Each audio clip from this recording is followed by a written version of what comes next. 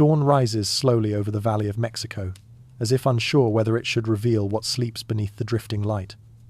The mist moves first, gliding across the plain in soft, pale ribbons. Then, almost reluctantly, the shape of a forgotten world begins to surface.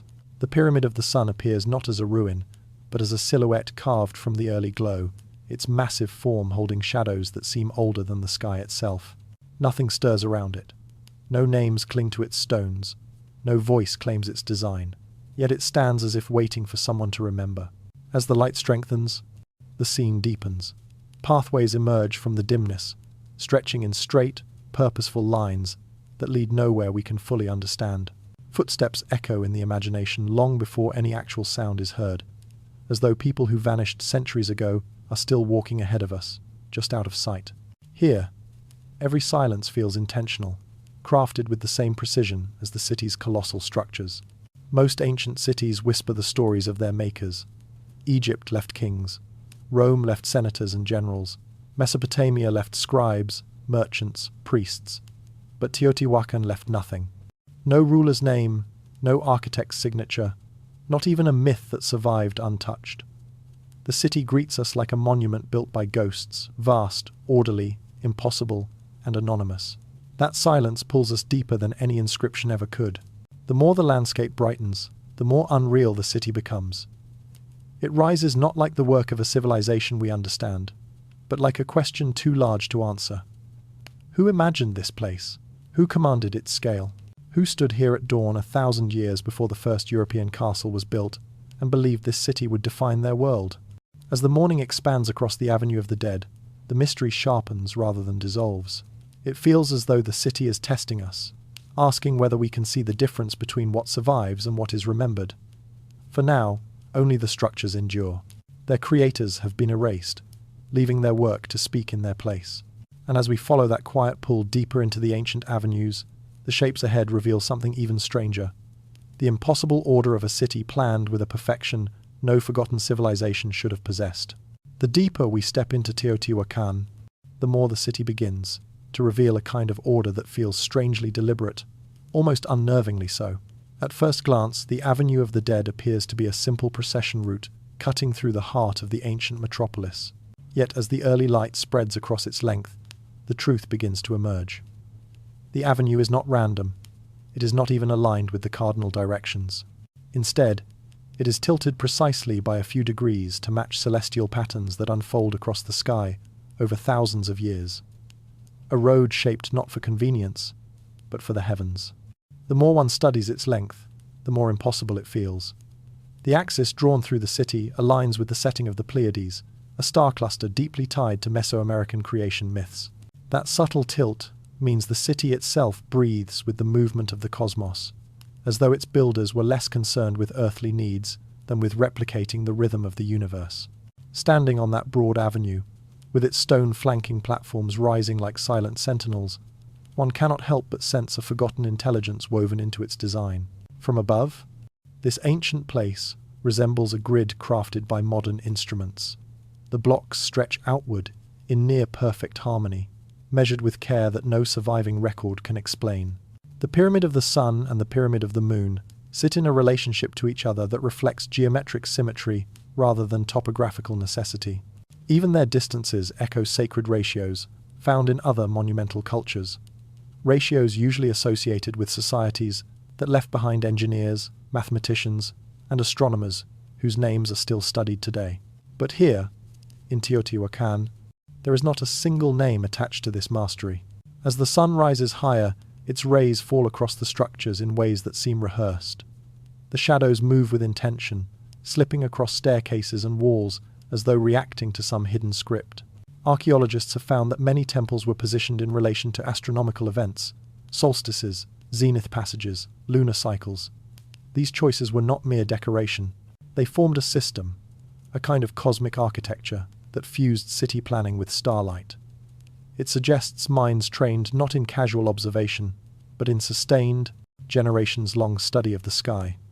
Yet these same minds left behind no written manuals, no carved instructions, no tales of how such knowledge was acquired. This silence makes the precision even stranger. When Rome planned its forums, Its rulers celebrated the architects. When Egypt aligned its pyramids, it recorded the names of the kings who commanded them. When the Maya built observatories, they etched the deeds of their astronomer priests into stone. But here, a city more mathematically elegant than almost any of them speaks only through geometry. It offers not a single human voice. It is as if the builders believed the city itself was the only message worth preserving. Walking along the Avenue of the Dead, that absence becomes part of the atmosphere. Each platform feels like a measurement, each step like a unit of time, each courtyard like a diagram drawn on a scale too large for paper. It is easy to imagine a ruler standing at the center of all this, directing the construction with divine authority. Yet no palace has ever been found, no throne, no tomb that unambiguously belongs to a king. The entire city appears designed without the visible imprint of a single ruler's ego. Its order is collective, not personal, yet its sophistication demands centralized vision. This contradiction opens a quiet door in the mind. Who could have governed such precision? A committee of astronomers? A council of priests? A lineage erased through ritual? Or was the intelligence behind the design older than the city itself, inherited from a culture that vanished before Teotihuacan rose? Every stone becomes a hint, and every alignment a clue pointing toward a source of knowledge no one can fully trace. As we move farther north, the Pyramid of the Moon emerges, anchoring the avenue like a silent anchor to the mountains behind it. Its shape mirrors the silhouette of Cerro Gordo, a sacred peak looming beyond the city. This mirroring is too exact to be chance. It turns the pyramid into an artificial mountain, a constructed echo of the natural world, binding the city to the landscape through geometry. Again, intention reveals itself. Again, the absence of explanation deepens the mystery. From this high point, the city's grid stretches outward, calm and precise. The vantage reveals its perfection more clearly. A pattern so controlled it might have been drawn with instruments that should not have existed here. The viewer feels the first quiet pull of disbelief, the sense that Teotihuacan was shaped by hands, guided by something more than ordinary planning, something unified, something disciplined, something powerful enough to guide thousands without ever leaving its identity behind. And it is here, among these perfect lines and silent structures, that an unsettling question forms. If this city was designed with such flawless control, who held that control? A question that leads us directly into the next mystery: who ruled Teotihuacan, if anyone at all. The farther we walk into Teotihuacan, the more its silence begins to feel deliberate. The city stretches in every direction, vast enough to rival the great capitals of the ancient world, yet there is something missing from its heart, something so common elsewhere that its absence feels impossible. No throne room, no royal palace, no carved relief of a ruler claiming victory or divine favor. In Egypt, kings shaped entire landscapes to display their power. In Babylon, rulers wrote their ambitions into clay. In Rome, emperors stamped their names onto arches and roads. But here, where the pyramids rise with monumental certainty, there is no single voice speaking from stone. What kind of society builds giants yet hides the hands that shaped them? The longer one studies the ruins, the more the city seems to resist the idea of individual authority. The grandest buildings are not private residences but communal complexes. Murals show gods, animals, and symbols, but never a crowned figure standing above the rest. Even the rooms that might have belonged to elites appear strangely modest, as if grandeur belonged only to the structures themselves, never to the people inside them. It creates the eerie impression of a place where leadership flowed through the city, rather than through any one person. Scholars have tried to solve this puzzle for decades, yet each solution introduces new questions. Some imagine a council-led society, a network of neighborhood leaders who governed collectively. This idea explains the lack of royal monuments, but it struggles to account for the astonishing unity of the city's design. A council can debate, it can organize, but can it produce a vision so precise that entire districts align with celestial cycles? Could a committee have conceived a city that breathes with the stars? Another theory suggests that Teotihuacan was a theocracy, ruled not by human rulers but by a priestly class sworn to the gods. If that were true, perhaps the city's anonymity served a spiritual purpose. Personal glory would have been seen as a disruption. Power belonged to the sacred, not the individual. The priests may have guided the city from behind layers of ritual and symbol. And yet, even in cultures where priests dominated, Someone usually left behind a prayer, a testament, a record. Here, there is only the quiet rhythm of structures repeating across the landscape. The possibility that countless migrant groups shared leadership also lingers in the background. Teotihuacan was a mosaic of cultures: Otomi, Zapotec, Maya, Gulf Coast peoples, each bringing their own traditions, but blending into something new. Perhaps no single group sought dominance. Perhaps rulers existed, but were prevented from rising above the others, dissolving their identities into a collective vision. But even this idea feels incomplete. Human societies rarely erase their leaders entirely. Pride always leaves traces. Honoring ancestors is a universal instinct.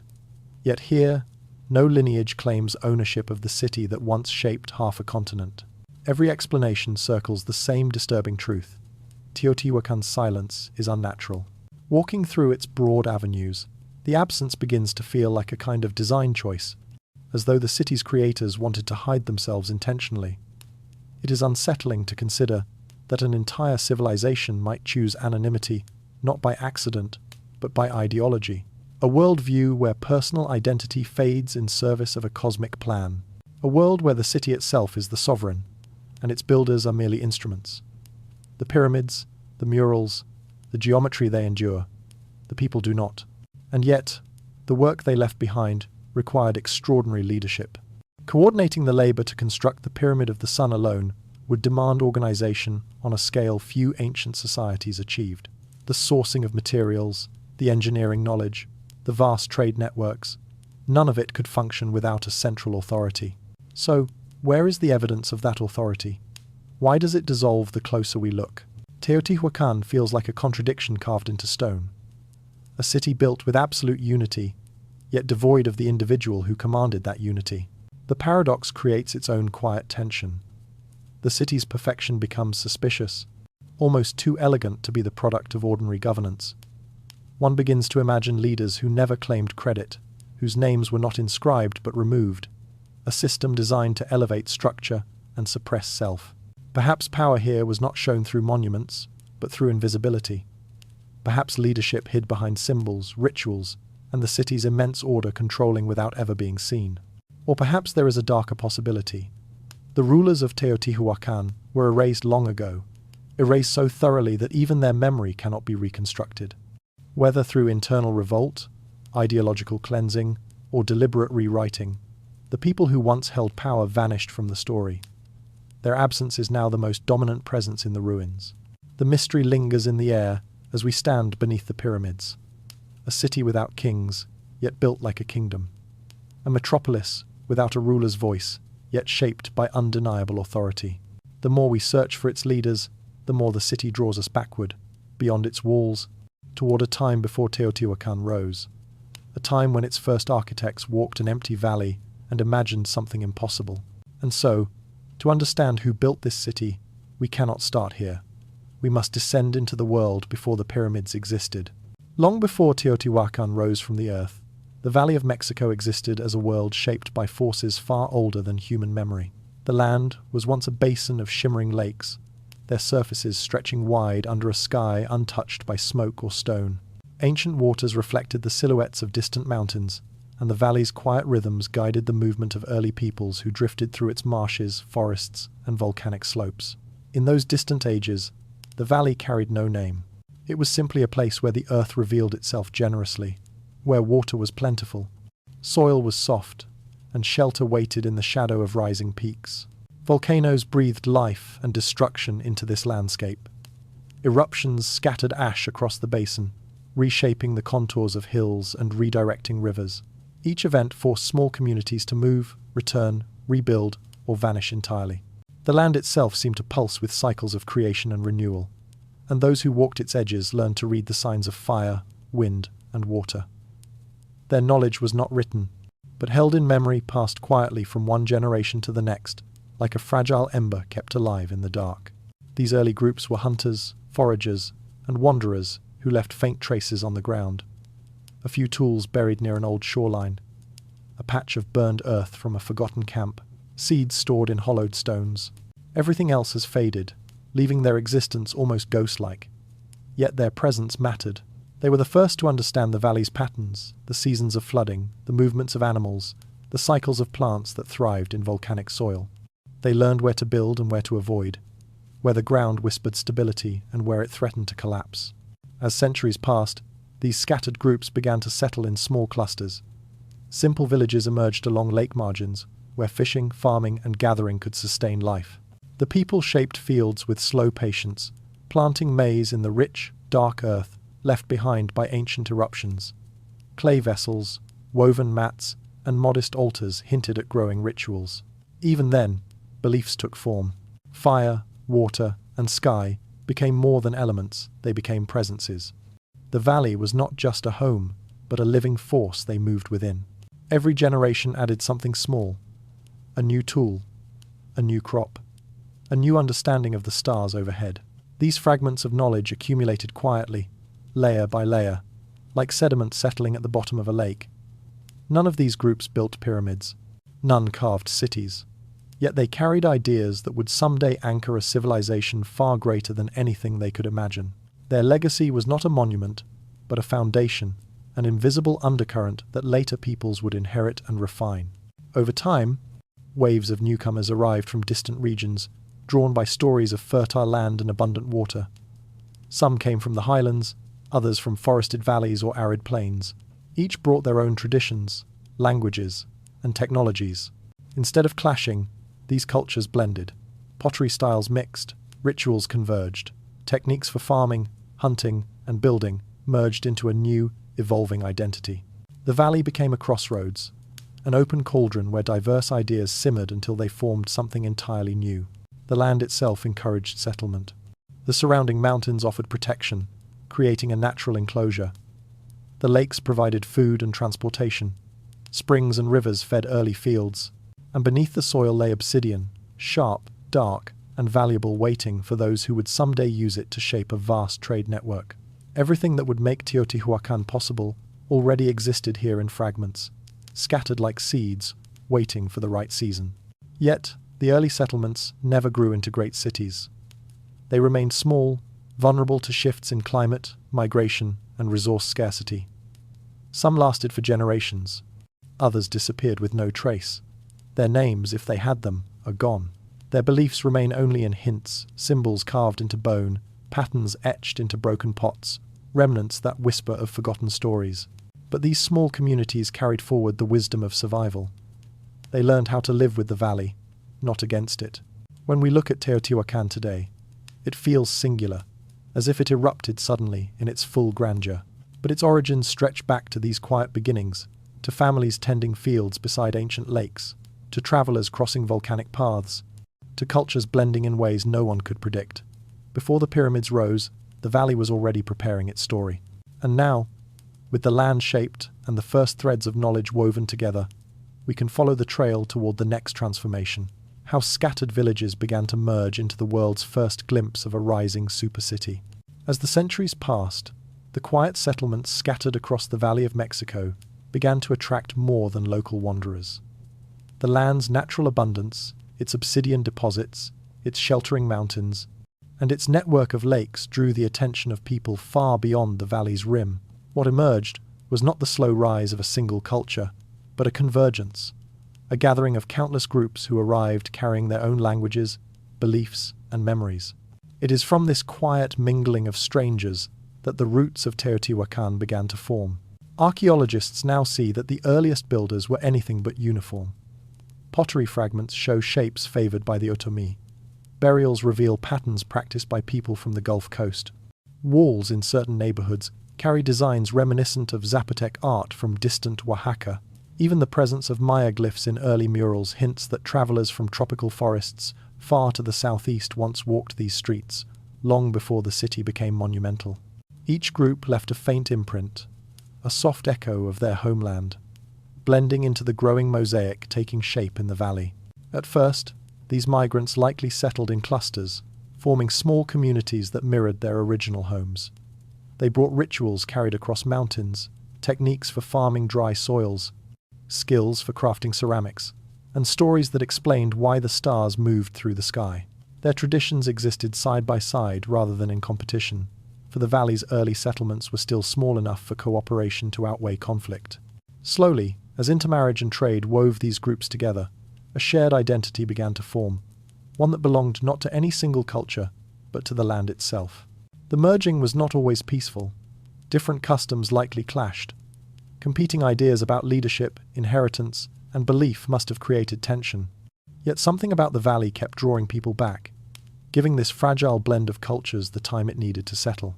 Over generations, the differences that once marked each group began to fade, replaced by a new, unspoken agreement. The valley would shape them more than they shaped the valley. Traces of this multicultural world still lie beneath Teotihuacan's surface. Residential compounds later built into the city were arranged like miniature cultural enclaves, each with its own workshops, shrines, and artistic styles.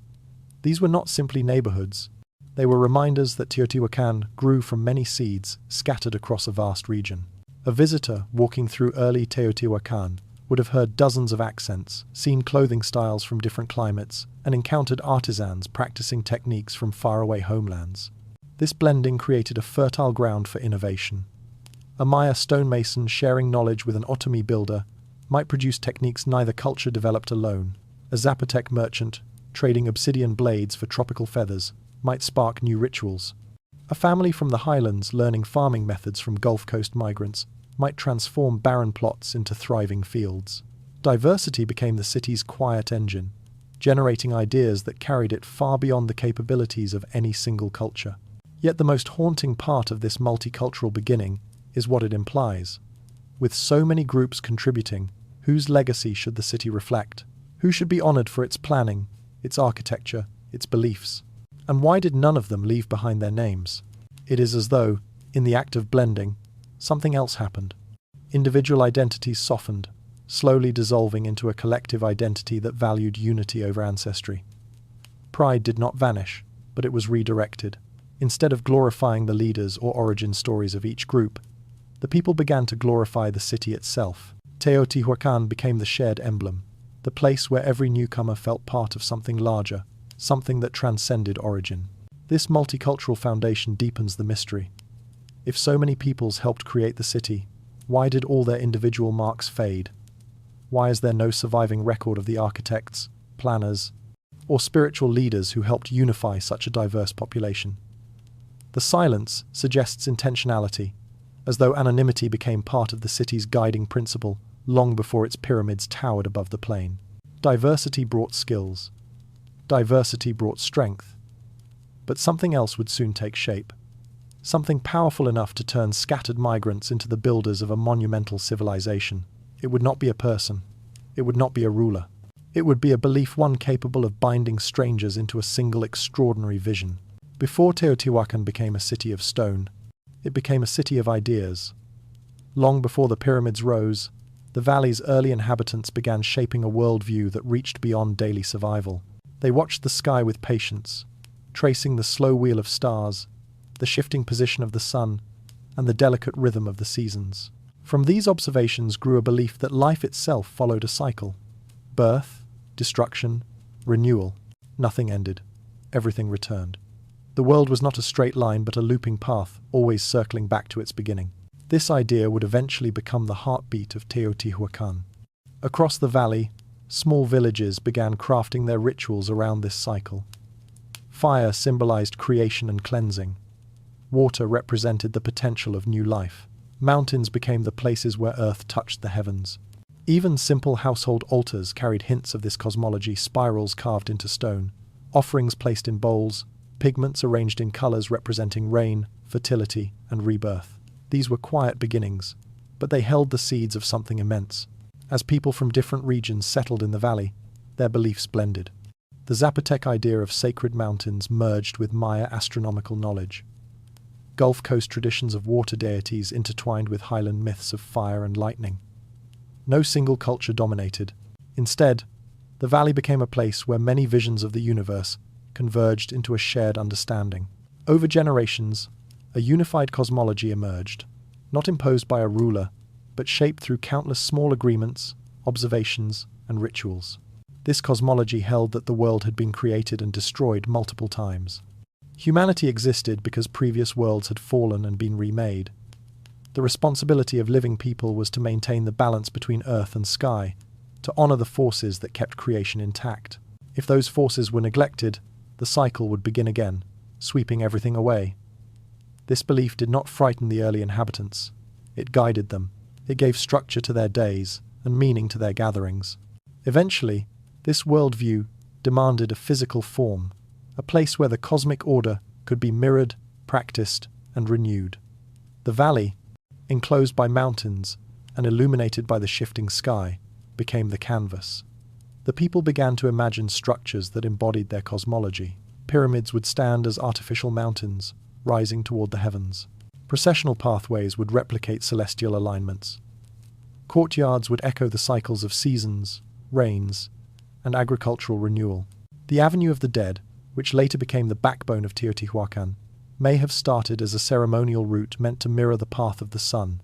The future Pyramid of the Sun marked a sacred point where creation itself was believed to have unfolded. The Pyramid of the Moon aligned with the surrounding peaks, forming a triad of earth, sky, and human construction. The entire city, when viewed from above, resembles a grand diagram, a cosmic machine built to maintain the balance its people believed sustained the world. This shared cosmology did more than explain existence. It united people who spoke different languages, carried different customs, and traced their ancestry to distant lands. They did not need a king to command them. They needed only the belief that they were participating in a cosmic duty, building a city that reflected the universe and safeguarded the cycle of creation. And so, before the first stone was placed, Teotihuacan already existed in the minds of its people not as a city, but as a sacred map. When construction finally began, it was not the vision of a single leader that guided the layout, but the collective devotion of thousands who believed they were shaping the world itself. Now that this worldview has taken shape, we can follow its imprint into the physical realm, the architecture that transformed a spiritual vision into one of the greatest cities the ancient world ever saw. The first impression of Teotihuacan's architecture is its vastness, but the deeper one looks, the more the city reveals a structure that feels almost sentient, as if its stones were placed not simply to build a city, but to outline a vision of the universe. From the moment one steps onto the Avenue of the Dead, the largest axis guiding the city's form, the ground beneath seems to arrange itself with purpose. The road stretches forward like a cosmic spine, pointing not toward convenience but toward meaning, its orientation subtly angled to reflect the movement of celestial bodies. Walking its length feels less like navigating a human settlement and more like moving through the diagram of a forgotten belief. On either side of the avenue, platforms rise like measured breaths. Their distances are too symmetrical to be accidental, their placements too carefully chosen to be the product of mere practicality. Each structure faces another, with the calm certainty of pieces arranged on a board, awaiting a ritual that has long since dissolved.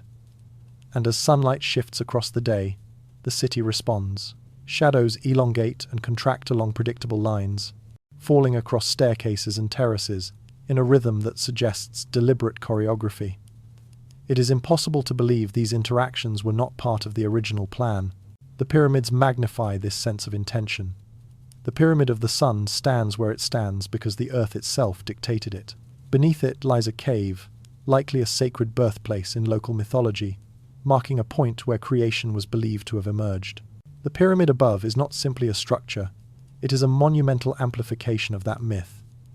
Its placement transforms the cave into the heart of a cosmic machine, with the pyramid rising over it like a man-made mountain of creation. The Pyramid of the Moon mirrors Cerro Gordo, the sacred peak behind it, so precisely that the two seem to echo one another across time. The alignment creates a dialogue between the natural and the constructed, as though the builders sought to bind the city to the landscape through geometry. This pairing of artificial and natural mountains forms one of the strongest clues that Teotihuacan's layout was never about convenience. It was about reflection mirroring the heavens above and the earth around. Then there are the smaller, often overlooked details.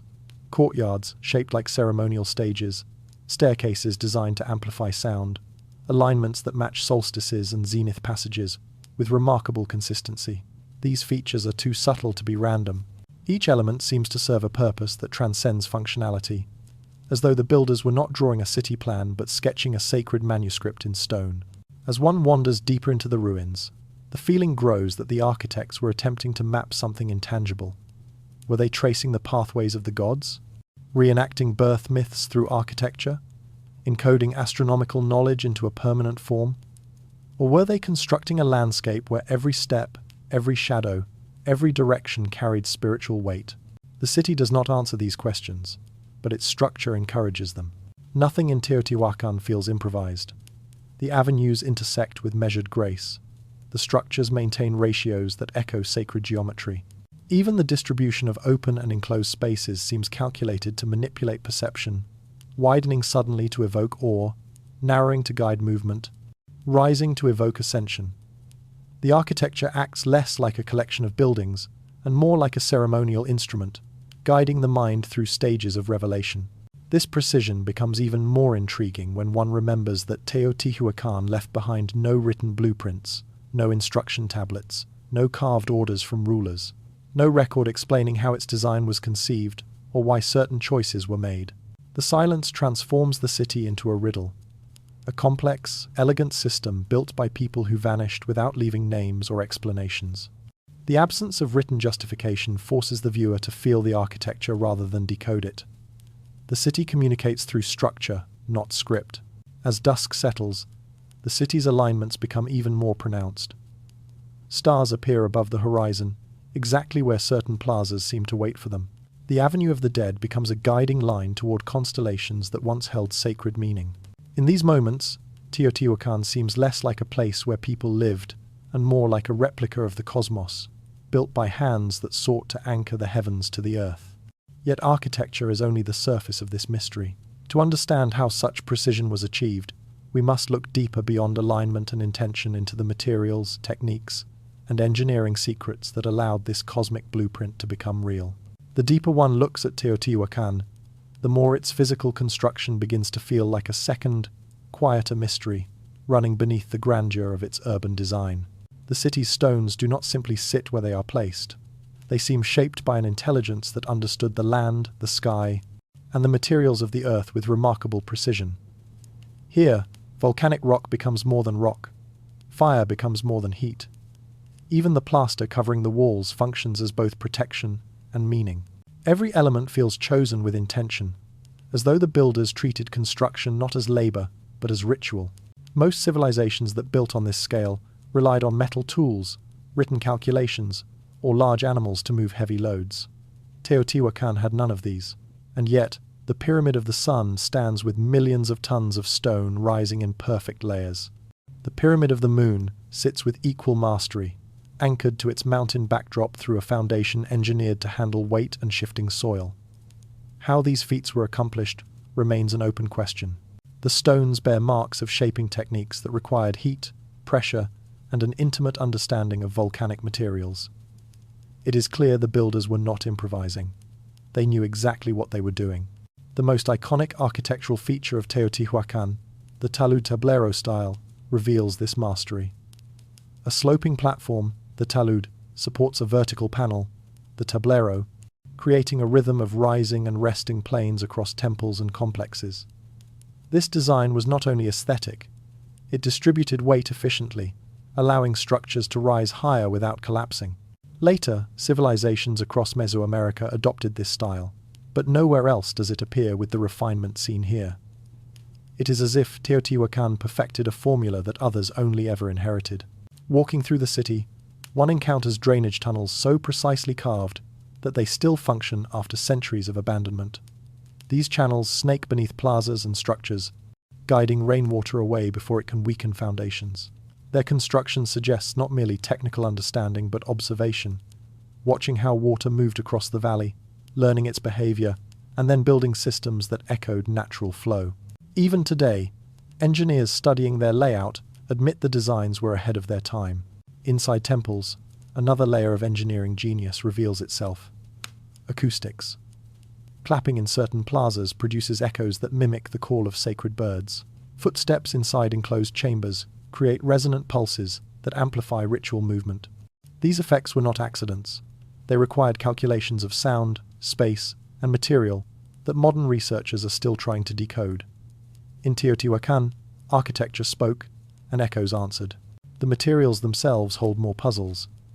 Lime plaster was produced by heating limestone to extreme temperatures, a process demanding high fuel consumption and steady supply. Yet the plaster appears in abundance, smoothed over walls, painted with mineral pigments, and polished until it caught the light like a reflective skin. The pigments, reds from hematite, blues from rare minerals, greens from copper compounds, were prepared with a precision that preserved their vibrancy for centuries. Even in ruin, fragments glow with strange intensity. Among the most baffling discoveries is mica-thin sheets of a mineral found thousands of kilometers away in what is now Brazil. Mica has properties associated with heat resistance and insulation. It also shimmers, reflecting light in soft, otherworldly patterns. Its presence in Teotihuacan makes no practical sense. Transporting it across such distances demanded enormous effort, yet it appears in layers beneath floors and within wall systems, placed as though its presence held symbolic or spiritual significance. If the builders valued mica for ritual or cosmological reasons, it suggests they understood something about materials that went beyond practicality, something woven into belief. Even obsidian, the volcanic glass that fueled Teotihuacan's economy, took on new life in the city.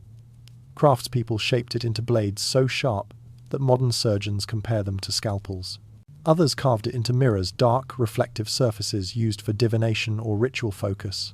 The level of polish required for these mirrors demands extraordinary skill, turning this brittle material into tools of both utility and mystery. As each piece of the city's engineering unfolds, the viewer senses that Teotihuacan's builders possessed knowledge that did not simply emerge from trial and error. Their techniques feel inherited, refined, guarded. A kind of specialized wisdom passed through generations without ever being written down. This silence makes their achievements feel even more enigmatic. Engineering reveals what they could do. It does not reveal who they were. To find traces of their identity, we must look not at stone, but at the colors and symbols they left behind, the murals that still whisper fragments of their worldview. If Teotihuacan left behind no names, no written chronicles, and no carved royal proclamations, it did leave behind something far more intimate: color. Across the walls of its temples and residential compounds, traces of pigment still cling to plaster, offering glimpses of a world that once pulsed with vivid imagery. These murals are fragments of breath preserved on stone, scenes painted in deep reds, living greens, shimmering blues, and soft shadows of black and white. They are the closest thing Teotihuacan has to a voice. Yet even here, the voice speaks in symbols rather than in people. Walking through the remnants of these painted rooms, the viewer steps into a realm where gods appear more real than humans. Figures emerge with headdresses of feathers, hands scattering water or seeds, bodies surrounded by flowers, streams, and curling forms that may represent wind or sacred breath.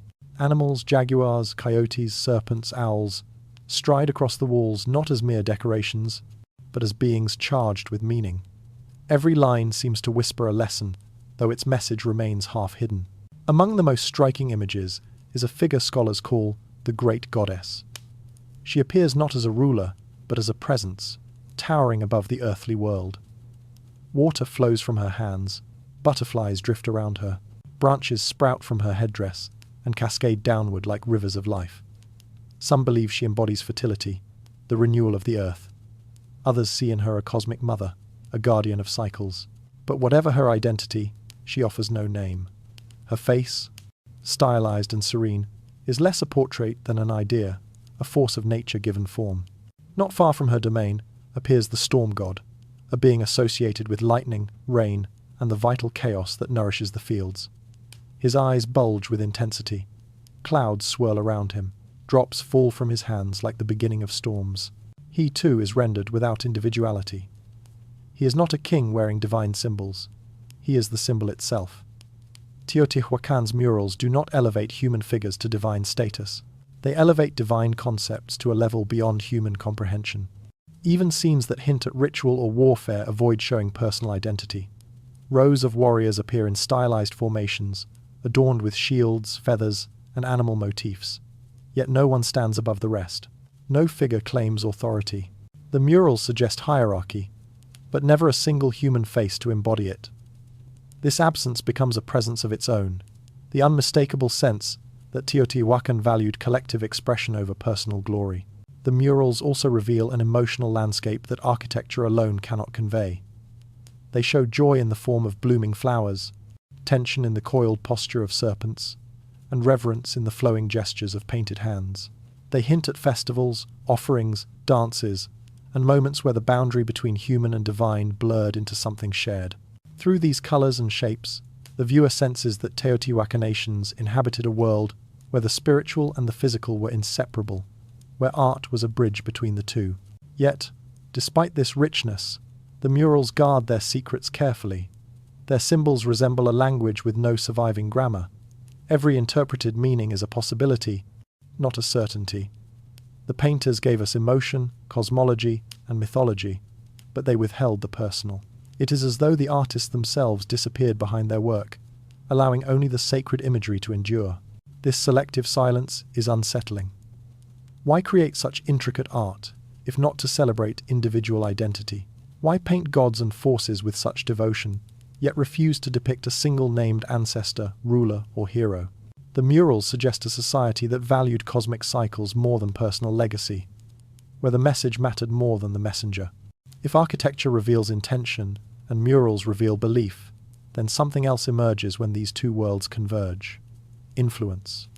Teotihuacan did not contain its worldview within its walls. It projected it outward, reaching distant lands that felt its presence long after the city itself fell silent. And so we step from art into empire, into the story of how this mysterious civilization extended its symbols, its style, and its power across an ancient world. Teotihuacan, despite its silence, did not exist in isolation. The same city that left no names etched into its walls somehow became one of the most powerful forces in ancient Mesoamerica. Its influence stretched across mountains, forests, and valleys, reaching places where its people may never have personally walked. Yet the most astonishing truth is this: we do not even know what Teotihuacanos called themselves. Their identity, linguistic, political, ethnic, has vanished. But their presence, unmistakably, did not. Clues to their far-reaching power lie scattered across distant landscapes. Archaeologists have found Teotihuacan-style apartments in foreign cities, unmistakable talud tablero architecture, standing hundreds of kilometers from the Valley of Mexico. Traces of their obsidian, carved and traded by skilled artisans, appear in Maya territories, Zapotec strongholds, and Gulf Coast settlements. Their ceramics, with their distinctive forms and colors, travel even farther. Wherever these objects appear, they signal more than simple trade. They mark influence, sometimes gentle, sometimes forceful. In the Maya region, the story becomes even more dramatic. A moment recorded in Tikal's inscriptions describes the arrival of a figure known as Born of Fire, a war leader linked unmistakably to Teotihuacan. His entrance into the Maya city did not happen quietly. It reshaped dynasties, redirected alliances, and introduced a new era of political order. The shockwaves of this event still ripple through the archaeological record, a reminder that Teotihuacan was not a silent observer, but an active participant in the shaping of distant powers. And yet, despite this enormous reach, Teotihuacan left behind no written accounts of conquest or diplomacy. No inscriptions list tributary cities. No stone panels glorify victorious generals. No royal monuments celebrate the expansion of their domain. All other empires, Egypt, Assyria, Rome, China, told their stories loudly, carving their might into stone to ensure memory lasted. Teotihuacan, in contrast, grew through a kind of gravity that required no proclamation. People felt its presence rather than heard it. This absence is not weakness. It is its own form of authority. Teotihuacan acted less like an empire of armies and more like a star pulling other bodies into orbit. Its economic value, especially its control of Obsidian, created dependencies that shaped regional politics. Its religious symbols traveled not because they were forced upon others, but because they were adopted, admired, or replicated. A great city radiates power without needing to speak, and Teotihuacan radiated enough to reshape the continent. Foreign nobles were buried with Teotihuacano-style offerings. Cities redesigned their temples to mimic Teotihuacan's forms. Even the idea of divine rulership, as interpreted by later civilizations, may bear the imprint of Teotihuacan's spiritual ideology. This was a cultural empire before the world had words for such a thing, an expansion of ideas rather than treaties. But influence also reveals paradox. How could a civilization that spread its presence across thousands of kilometers leave behind no documented political structure? How could it organize colonies, alliances, and exchanges on such a scale without producing a single preserved record? Even the Maya, skilled scribes who recorded every detail of lineage and history, remained quiet about the inner nature of Teotihuacan's power. They depicted foreign lords, emissaries, and warriors, but never named the empire they belonged to. It is as though the very identity of the city was hidden behind a veil. This silence is unsettling, because it implies intention.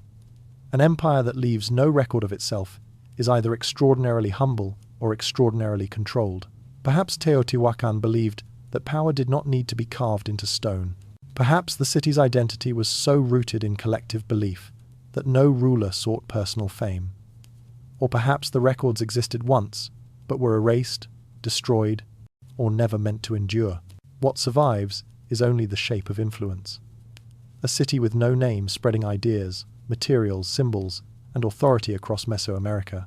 A civilization so confident in its strength that it left its story unwritten, trusting the sheer weight of its presence to speak for it. That presence still lingers. Even in ruin, Teotihuacan feels larger than history, as though its silence holds more truth than any inscription could have revealed. But with influence comes protection, conflict, and control. Cities that project power must also defend it. And so we turn from the quiet expansion of Teotihuacan to the men who carried its symbols into distant lands, the warriors whose imagery still echoes across murals and temples, yet whose identities remain as carefully hidden as the empire they served. If Teotihuacan ruled without proclaiming its name, its warriors enforced that silence with equal mystery. They appear in murals and carvings not as individuals, but as symbols moving through dreamlike scenes. Jaguars leap across painted walls, feathers flare from headdresses, and human figures hold atlatl spear throwers, capable of piercing armor with extraordinary force. Yet these figures are never portraits. Their faces lack distinguishing marks. Their bodies follow identical poses. They are not heroes. They are emblems. The army, like the city itself, seems designed to erase the self. Standing before these murals, the viewer is struck by a strange absence. Other ancient civilizations filled their art with captains, conquerors, and generals who claimed victories and shaped dynasties. Teotihuacan offers nothing of the sort. Its soldiers are anonymous, often depicted in groups that move as one. Their identities dissolve behind masks, stylized jaguar faces, owl feathers, intricate shell ornaments that transform them into creatures of myth. In these images, warriors are not men with names. They are embodiments of power, shaped to serve something larger. Excavations across the city reveal the reality behind these painted forms. In the shadow of the feathered serpent pyramid, archaeologists uncovered rows of sacrificed warriors, their remains placed in ceremonial patterns. Some were bound, others were adorned with jewelry or weapons. Many were foreign-born, their bone chemistry revealing origins far from the valley. These discoveries show that Teotihuacan's military extended across regions, pulling fighters from distant cultures into its orbit. But even in death, these warriors carry no recorded identity. No marker speaks of their homeland or deeds. Only their arrangement in symbolic patterns tells a story, one that feels ritualistic rather than historical. The presence of foreign soldiers deepens the mystery. Were they captives forced into sacrifice, allies offered as tribute, or warriors who served the city willingly, drawn by its power and cosmology? Their anonymity hides every answer, and perhaps that was the intention. A military drawn from many peoples might fracture under competing loyalties, but a military stripped of individuality, bound by symbols rather than names, could operate as a single organism, an instrument of the city's will, not the ambitions of its leaders. The armor they wore reinforces this idea. Warriors carried round shields, decorated with abstract designs rather than identifying marks. Their helmets and breastplates transformed them into animals, jaguars, coyotes, owls, creatures associated with stealth, night, and spiritual potency. By wearing these forms, they stepped out of their human identity and into a role crafted by tradition. The battlefield thus became a stage where masks fought masks, symbols struck symbols, and individuals disappeared into the choreography of conflict. The owl, in particular, appears frequently in Teotihuacan's martial imagery. Its wide, staring eyes and spread feathers carry a sense of nocturnal vigilance. Some scholars believe owl warriors acted as elite units, guardians of sacred rituals or enforcers of state authority. The jaguar, equally potent, symbolize strength and predatory prowess. Together, these creatures formed a visual code for power, one that needed no written explanation. Yet beneath the imagery lies a darker current. The sacrificial burials around the feathered serpent pyramid suggest that warfare and ritual were inseparable. Warriors were not merely fighters, they were offerings. Their deaths reinforced cosmic balance, just as their victories expanded the city's influence. This dual role turns the military into something more than a defensive force. It becomes part of the city's spiritual engine, feeding the belief system that held Teotihuacan together. The anonymity of these soldiers may not reflect neglect, but reverence. To give a warrior a name would give him individuality. To give him individuality would elevate him above the mask he wore. And in a city where identity was subservient to cosmic order, personal fame had no place. Warriors served the city, the gods, and the cycles of creation and destruction. Their lives and deaths were threads in a larger fabric, a fabric woven not from personal stories, but from symbols that endured long after they were gone. This understanding shifts the viewer's perception of Teotihuacan's expansion. The city did not conquer like Rome, through the glory of generals. It expanded through disciplined anonymity, soldiers functioning as extensions of a system that spoke through geometry, ritual, and silence. Their power lay not in personal ambition, but in collective devotion. But armies, no matter how symbolic, are only part of a civilization. Behind the warriors, there were families, artisans, merchants, and leaders who shaped daily life within the city's walls. To understand how this silent empire functioned from within, we must step away from the battlefield and enter the world of its ordinary inhabitants, the society that lived beneath the shadow of the pyramids. Beneath the towering pyramids, far from the ceremonial plazas where rituals unfolded, Teotihuacan lived through the quiet rhythm of its people. The city was not simply a monument of stone, it was a hive of human movement, housed in sprawling apartment compounds that stretched for kilometers. These compounds, arranged with geometric care, contained dozens of rooms, courtyards drenched with sunlight, and small shrines painted with vivid murals. Families lived together in clusters, their days shaped by work, worship, and the steady pulse of a thriving metropolis.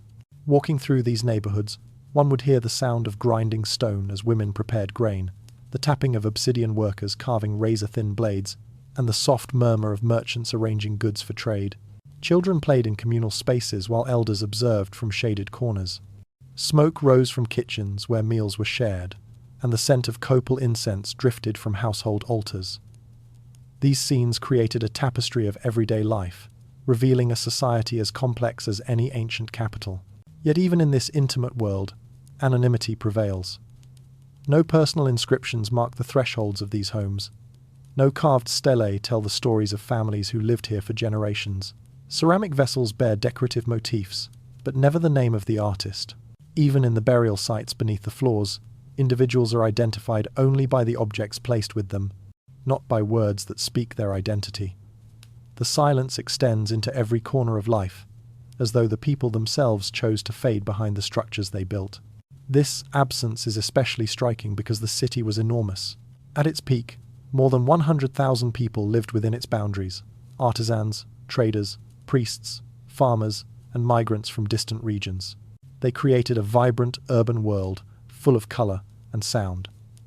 Markets bustled with obsidian blades, embroidered textiles, cacao, jade ornaments, and pottery crafted in distinctive local styles. Workshops operated like small factories, producing goods that traveled across Mesoamerica. Specialized artisans mastered skills passed down through generations, yet none left a mark bearing their name. Social classes existed, though subtly.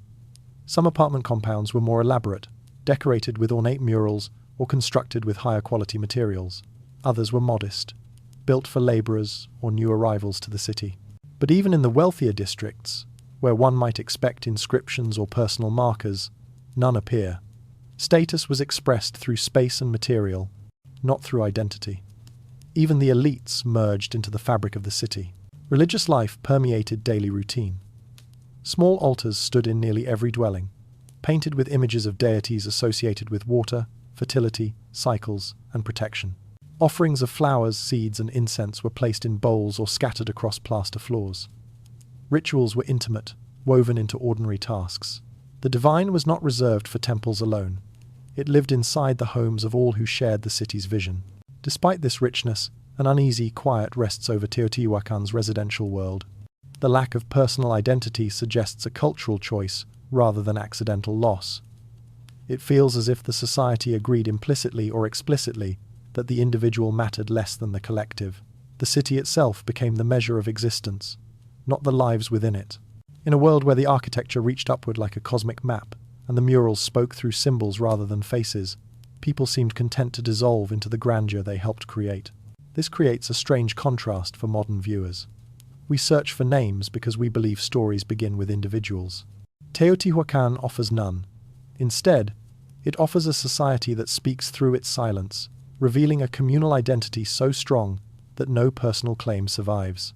This anonymity may have held the city together during its rise, giving thousands a shared purpose without elevating a single voice above the rest.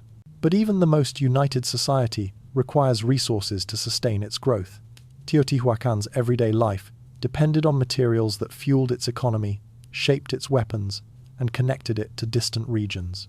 And in that world, one substance held more power than any other obsidian: the black glass that turned the silent empire into a force felt across Mesoamerica. Before Teotihuacan became a superpower of ideas and architecture, it became a superpower of stone. Not ordinary stone, but obsidian, the volcanic glass born in fire and cooled into darkness. Smooth as silence, sharper than steel, and shimmering with a reflective glow, obsidian was both a tool and a symbol. It was the black heart of Teotihuacan's economy, the substance that allowed the city to reach far beyond its valley walls. The Valley of Mexico lies in a region scarred by volcanic activity, and within those scars sit some of the richest obsidian deposits in ancient Mesoamerica. Teotihuacan's founders understood this advantage with a clarity that feels almost strategic. They claimed sources like Otumba, a site whose glassy seams provided material of unmatched quality. With access to this resource, Teotihuacan gained something that every neighboring culture desired: blades capable of cutting with surgical precision, mirrors that captured the glow of firelight, and ritual objects that shimmered like portals to another world. From these deposits, obsidian flowed into the city in raw chunks. Once inside its walls, the stone entered a world of workshops, where craftspeople shaped it with remarkable skill. Walking through these workshop districts in the imagination, one can almost hear the rhythm stone, tapping stone, followed by the delicate ring of obsidian, snapping cleanly along a fault line.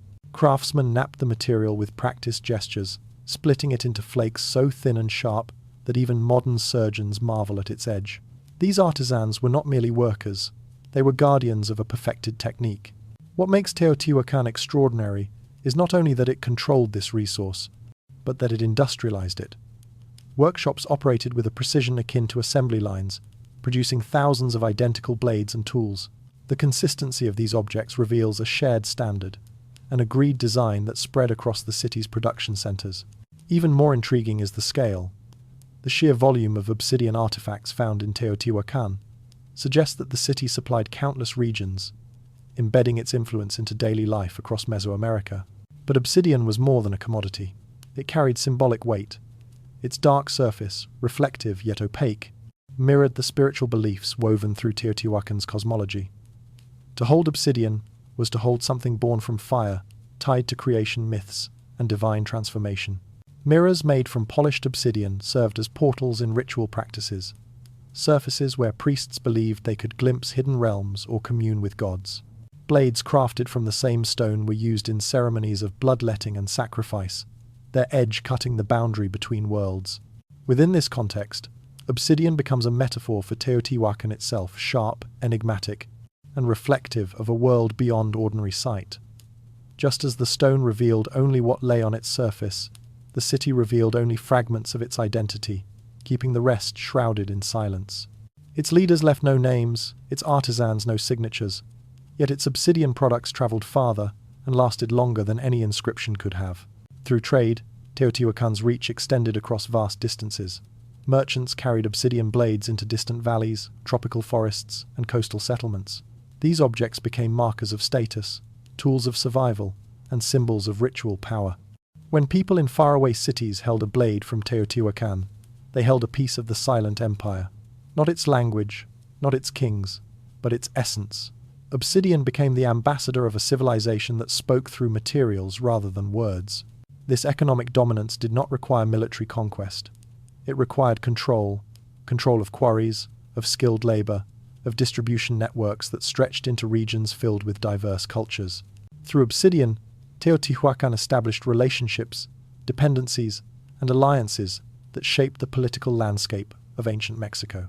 The city's influence radiated outward, not only through ideology or architecture, but through the exchange of an object everyone needed, yet few could produce at such high quality.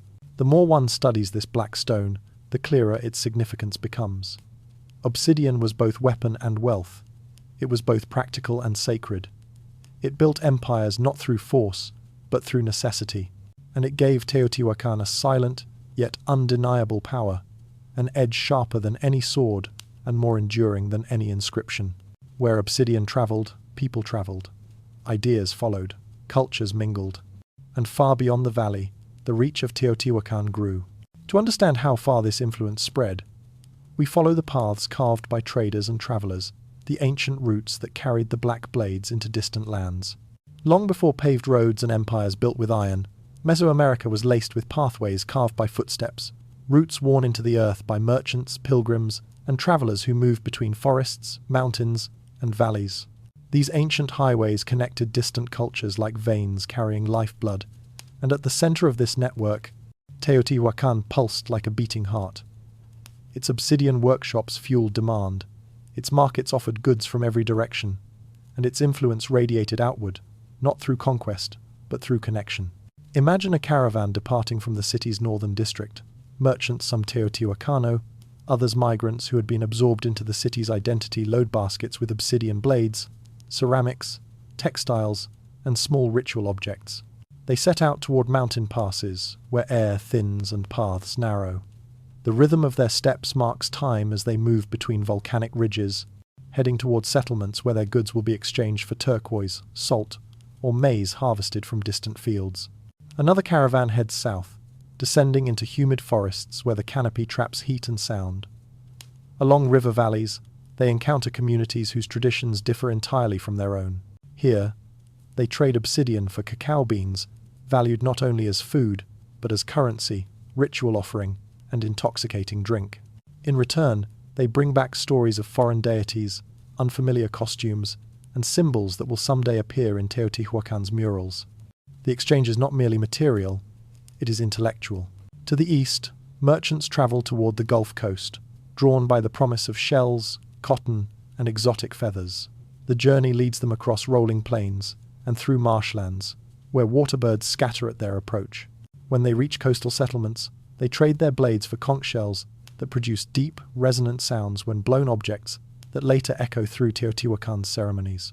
Step by step, these exchanges leave faint traces of distant worlds embedded in the silent empire.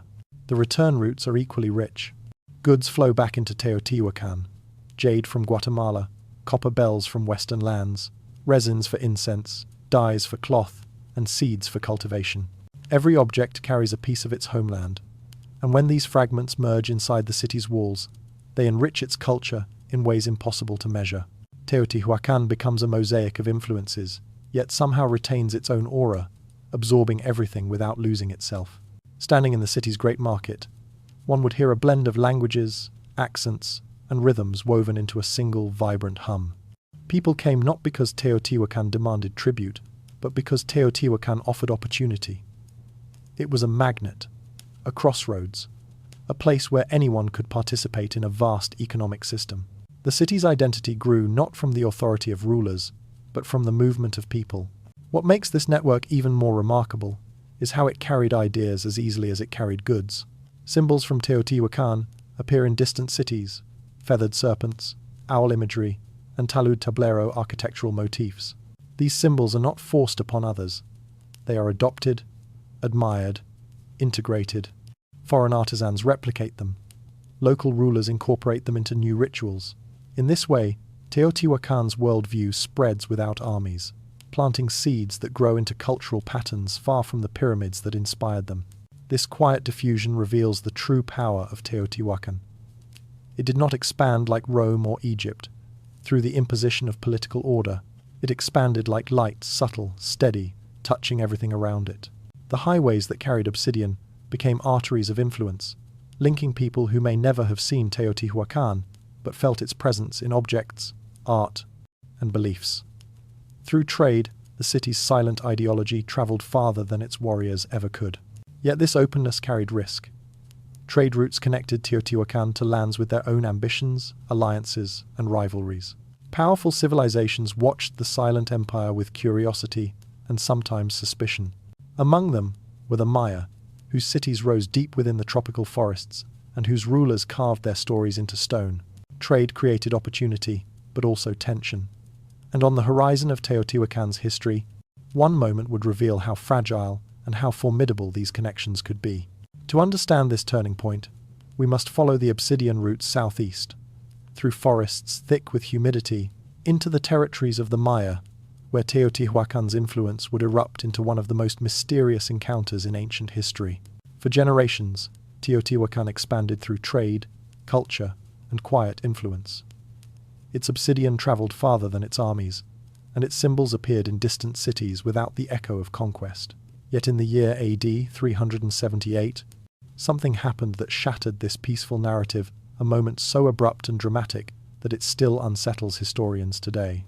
A man arrived in the Maya city of Tikal, and with him came the unmistakable shadow of Teotihuacan. The Maya recorded his name as Siajkak, fire is born. He appeared suddenly in their inscriptions, accompanied by imagery unmistakably tied to Teotihuacan: spear throwers, obsidian blades, owl symbols, and the storm-eyed war god. The texts describe turmoil rituals, upheavals, the fall of a king, and the rise of a new dynasty aligned with a foreign power. But the Maya never explicitly said who commanded this stranger, or why he came. Those answers remain suspended in silence, leaving historians to piece together a story from shards of stone and the faintest traces of smoke. Was this a conquest? A diplomatic takeover? A religious revolution? One theory argues that Teotihuacan sent fire is born to Tikal as part of a calculated expansion. The timing, the weapons, the sudden appearance of Teotihuacano symbols all hint at military intervention. Supporters of this view point to depictions of warriors dressed in the familiar attire of Teotihuacan: feathered shields, animal masks, and atlats carved with cosmic symbols. If these figures crossed into Maya territory, they did so with purpose. Another theory frames the event as diplomacy rather than invasion. Teotihuacan may have seen Tikal as a strategic ally, a gateway to trade routes in the tropical lowlands. Installing a ruler loyal to their ideology might have been a peaceful exchange masked in ritual language. The Maya world was no stranger to political alliances sealed through ceremony. Perhaps Fire is Born carried not an army, but a contract. A third interpretation imagines the moment as ideological transformation. Teotihuacan's worldview, rich with cosmic symbolism, may have appealed to Maya leaders seeking renewed authority. By adopting foreign imagery, Tikal could reinvent itself. The appearance of Teotihuacano motifs in Maya art may reflect admiration rather than domination, a cultural wave rather than a warrior's blade. But the truth may lie somewhere murkier. After AD 378, Tikal's monuments shift noticeably. Warriors are depicted with Teotihuacano gear. Architecture adopts foreign elements. Even the royal line changes, installing a ruler who traces ancestry not to local kings, but to the visiting emissary. This transformation is too deep, too swift, to be coincidence. It suggests influence powerful enough to reshape one of the greatest Maya cities. The twist unsettles everything we thought we knew. Teotihuacan, the silent empire that left no names, may have orchestrated political change across hundreds of kilometers. Its presence, previously gentle and symbolic, now appears capable of decisive, even forceful intervention. Yet the city itself remains mute. No inscription from Teotihuacan mentions Fire is Born. No mural celebrates victory. The city's own record remains empty, as if hiding its role by choice or by erased memory. This silence may be intentional. Teotihuacan's identity has always been collective, its power expressed through symbols rather than individuals. If the city intervened in Maya politics, it may have done so without glorifying the act. Or perhaps the absence reflects another truth, that Teotihuacan's political system dissolved its own actors, leaving behind only the consequences of their deeds. Whatever happened in that distant year, the event exposes a side of Teotihuacan seldom seen, a shadow that stretches far beyond trade routes and cultural diffusion. It reveals a city capable of stepping into foreign realms and altering their destinies, all without leaving behind a voice to explain its motives. Influence abroad is one story, but a civilization is shaped not only by the lands it touches, but by the life beating within its own walls. To understand what kind of power allowed Teotihuacan to act on the world stage, we must return home to the valley where the city was entering its golden age, and its streets thrummed with a life unlike anything else in ancient Mesoamerica. At its height, Teotihuacan did not merely exist, it vibrated. The city stretched across the valley like a tapestry of stone and light, its avenues alive with movement from dawn until long after dusk. To walk its streets during this golden age was to feel the pulse of a civilization operating with extraordinary precision. A world where every sound, every scent, every color contributed to a larger rhythm that held the city together. As morning sun spilled over the pyramids, the city awoke in a wave of activity. Markets opened first, spilling into courtyards and plazas with a hum that rose like distant thunder. Merchants arranged obsidian blades that flashed like liquid night. Potters set out vessels painted in crimson and ochre. Traders from distant lands unpacked bundles of woven cloth, cacao beans, shells, and bird feathers that shimmered like captured fragments of the sky. The air carried a blend of aromas: fresh maize, roasting chilies, river herbs, and the faint sweetness of fermenting cacao. Within ceremonial zones, priests prepared for processions. They dressed in garments dyed with brilliant pigments, adorned with quetzal feathers that shimmered green and gold in the sunlight. Incense burners shaped like jaguars or serpents exhaled steady streams of fragrant smoke, curling around temple staircases and drifting across the plaza like wandering spirits. The soundscape shifted with the changing rituals. The deep thud of drums, the rattle of shells strapped to dancers' ankles, chants that rose and fell in hypnotic cadence. Even the beat of the atlatl darts being tested in training yards added its own rhythm. But it was not only the ceremonial life that made Teotihuacan extraordinary. The city functioned like a vast organism, each part contributing to its vitality. Entire neighborhoods were dedicated to specific crafts. One district hammered and polished obsidian into blades so sharp that a whisper could split along their edge. Another shaped clay into pottery painted with the city's symbolic motifs. Textile workers wove cotton into intricate garments, their looms clicking in steady patterns. Artists painted murals that adorned walls with colors so vibrant they still glow across centuries. These neighborhoods were not homogeneous. They were home to people from many regions: Zapotecs, Otomi, Maya migrants, and local highlanders, each community maintaining fragments of its own traditions while contributing to the collective identity of the city. Walking from one district to another felt like drifting between worlds. You could hear different accents, see different clothing styles, and catch scents of foods prepared in ways carried from distant homelands. Yet despite these differences, everything moved in unified rhythm, as if guided by a silent order. The city's scale added to its grandeur. With a population exceeding 100,000, Teotihuacan rivaled the size of imperial Rome. Its broad avenues, towering pyramids, and carefully designed compounds reflected a command of urban planning few civilizations matched. From the top of the Pyramid of the Sun, the city stretched outward in perfect symmetry, its geometry reflecting not only engineering capacity, but cosmic intention. Everything seemed placed with meticulous thought, from the alignment of temples to the spacing of plazas, creating a sense of harmony so complete it felt almost unsettling. For beneath the beauty and order, there lingered something harder to define: a quiet unease. The city's perfection seemed too deliberate, as if crafted not merely for human life, but for something larger, something watching. The murals, so full of color and motion, never depicted the artists. The processions, so elaborate, revealed nothing of the priests behind the masks. The people who filled the markets moved in coordinated flow, yet left behind no personal names, no autobiographies, no inscriptions to claim the life they lived. Even the buildings, despite their power, spoke in symbols rather than stories. This contrast between vibrant daily life and absolute silence about identity creates an emotional tension unique to Teotihuacan. Viewers sense the brilliance of the civilization, but also the weight of its omissions. It is as if the city, for all its noise, is holding its breath. Every golden age casts a shadow, and Teotihuacan's was no exception. Behind the fire and color, beneath the rhythms of trade and ritual, pressure was slowly building. To understand what followed, we must step into the cracks forming beneath the surface. For all its brilliance, Teotihuacan was not immune to strain.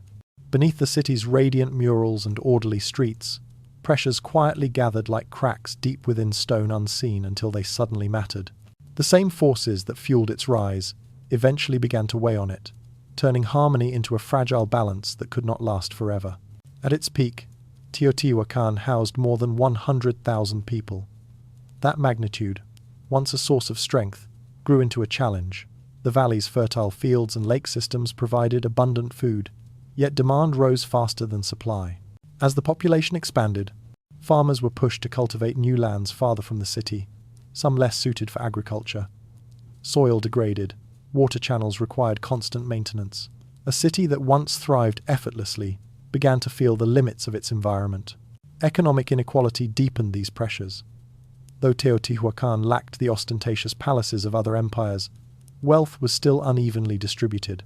Some apartment compounds were decorated with exquisite murals and filled with fine pottery, while others, built on the outskirts, relied on simpler materials. Skilled Obsidian workers, priests, and merchants lived in relative comfort. Laborers, porters, and migrants from distant regions often inhabited crowded quarters with fewer amenities. What had once been a tapestry woven of many cultures slowly frayed at its edges. Ethnic enclaves sharpened these divisions. The city's multicultural foundation, so essential to its rise, became a source of tension. Communities that once blended gradually retreated into localized neighborhoods. Zapotec here, Gulf Coast people there, Maya migrants in another district. Each group brought its own traditions, dialects, and beliefs. As long as resources flowed freely and the city prospered, diversity strengthened unity. But under strain, differences became lines of friction. Minor disputes could swell into broader conflicts, unseen by outsiders but felt within the city's intimate spaces. Trade, the lifeblood of Teotihuacan's economy, also carried new burdens. Demand for obsidian and luxury goods created pressure on production, pushing craft workers to increase output. Some workshops expanded, consuming more fuel and raw materials. Others faced shortages. Market fluctuations and shifting alliances in distant regions rippled back to the city, unsettling its once stable economy. As the city's needs grew, so did the demands placed on surrounding settlements. Tribute, whether in food, labor, or goods, became essential to sustain the urban population. But tribute systems, when stretched too far, create resentment. Villages that once willingly participated in Teotihuacan's economic sphere may have begun to feel exploited, contributing to unrest that flickered at the empire's edges and eventually returned to its center. Signs of internal conflict appear in the archaeological record like faint scars. In several residential zones, buildings show evidence of fire, not from external attack, but from destruction within the city itself. Charred beams, collapsed roofs, and hastily abandoned rooms whisper of uprisings or targeted violence. Some of these fires were confined to administrative or elite structures, suggesting rebellion against authority, whatever form that authority took in Teotihuacan's enigmatic political landscape. This unrest stands in stark contrast to the city's outward image. To anyone observing from afar, Teotihuacan appeared unshakable, a giant of stone and symmetry, commanding trade routes and radiating influence across continents. Its pyramids did not falter, its avenues remained straight. Its cosmological blueprint held strong. The silence it maintained about its leaders and institutions gave the illusion of unity. Yet that silence may have contributed to its vulnerability. A city without named rulers or documented laws leaves its internal structure open to speculation, and perhaps open to collapse when pressure mounts. Behind the murals and monuments, uncertainty grew. Did competing factions emerge? Did priests debate the correct rituals to maintain cosmic balance? Did merchants struggle over access to trade routes? Or did environmental challenges simply push the city past a threshold it could not sustain? We cannot know, because Teotihuacan left behind no confession, no record of conflict, no document explaining how its perfect order began to erode. This mystery intensifies the emotional weight of Teotihuacan's story. Visitors see only the monumental calm of the pyramids, unaware of the tensions that once rippled through the streets below. The city's quiet facade masks the turbulence that eventually led to its unraveling. And just as cracks form inside stone long before they appear on its surface, so too did Teotihuacan's greatest struggles begin in places we cannot see. When tensions rise within a great civilization, the next stage often follows a darker path: corruption, ritual escalation, or attempts to regain divine favor. In Teotihuacan, this shift takes us underground, into a secret world carved beneath the feathered serpent pyramid, where the city's people sought answers in shadows and shimmering illusions. Beneath the feathered serpent pyramid lies a secret so unexpected that its discovery reshaped everything we thought we knew about Teotihuacan. Hidden under layers of stone and earth, sealed for more than 1,000 years, stretches a tunnel carved deep into the ground, a world beneath the world. Entering it feels like crossing a threshold into myth, as though the city built not just monuments to the heavens, but an entire landscape dedicated to the underworld. Archaeologists, descending into the tunnel, found themselves in a place that defies simple explanation. Narrow passageways lead downward, their walls lined with earth packed by ancient hands. Moisture clings to the stone. The air turns colder, stiller. Torches cast flickering light that makes the rough surfaces seem to move, alive with shadow. At the end of the passage, chambers open like hidden lungs beneath the pyramid, and in them lie offerings so strange they blur the line between ritual and illusion. Pools of liquid mercury shimmer across the floor, their surfaces reflecting torchlight like shifting mirrors. Mercury is rare, toxic, and extraordinarily difficult to gather or transport, yet here it rests in deliberate arrangement. Some scholars believe these pools symbolized rivers of the underworld, reflecting a cosmology in which creation began in darkness. Others see them as part of a ritual designed to dazzle, to invoke awe in anyone allowed to enter this subterranean sanctuary. Whatever their purpose, they transform the chamber into something uncanny, a place where reality bends toward the supernatural. Nearby, walls glitter with pyrite fool's gold crushed and embedded into plaster. When torchlight strikes it, the chamber seems to sparkle like a night sky turned inside out. Combined with the mercury's reflection, the effect is overwhelming. A shimmering, metallic world that feels neither fully earthly nor fully divine. It is easy to imagine priests descending into this space carrying torches, chanting quietly, enacting ceremonies meant to renew the cosmos or communicate with unseen realms. But the offerings do not end with shimmering minerals. Thousands of objects were placed here with meticulous care. Seeds, representing life and regeneration, jade beads and shells, symbols of fertility and water, carved figurines of humans and animals arranged as if part of a ritual procession. Obsidian knives, their edges still sharp, reflect the faint light as if waiting for a ceremony to begin again. Each object carries meaning, yet none comes with explanation. Every symbol points to a worldview we can only partially reconstruct. Some archaeologists believe the tunnel represents Teotihuacan's mythic place of creation, a portal to the first moment when the world emerged from primordial darkness. If so, the rituals performed here may have been attempts to renew cosmic order, ensuring balance between the heavens above and the underworld below. This interpretation aligns with the city's larger cosmological blueprint, where architecture reflected celestial cycles and ceremonial life upheld the rhythms of the universe. Yet another layer of meaning lurks beneath the surface. The grandeur and secrecy of this tunnel suggest political intention. Only a select few priests, leaders, or ritual specialists would have been permitted to descend here. The spectacle of shimmering mercury and glittering pyrite could easily reinforce authority, creating an atmosphere of divine legitimacy. To witness such a chamber would be to believe the city's leaders held access to the cosmos itself. In this way, the underworld became a stage for power as much as spirituality. Why, then, hide such a monumental ritual space underground? Perhaps secrecy was essential to its function. Rituals of creation may have required darkness, isolation, and silence. Or perhaps the tunnel was hidden to protect its political potency, accessible only to those entrusted with the city's deepest mysteries. Whatever the answer, the portal beneath the pyramid exposes a civilization whose beliefs and ambitions ran far deeper than its grand avenues suggest. This secret underworld marked the peak of Teotihuacan's ritual power, but every rise carries the seeds of decline. As we leave the shimmering chambers behind, we turn toward the beginning of the city's fall, a descent as mysterious as its rise. No one recorded the moment Teotihuacan began to fall. No inscription marked the year. No mural depicted the chaos.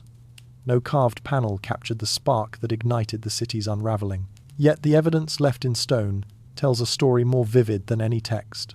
It begins with fire, sudden, violent, intentional. The night the pyramids burned was the night the heart of the silent empire broke.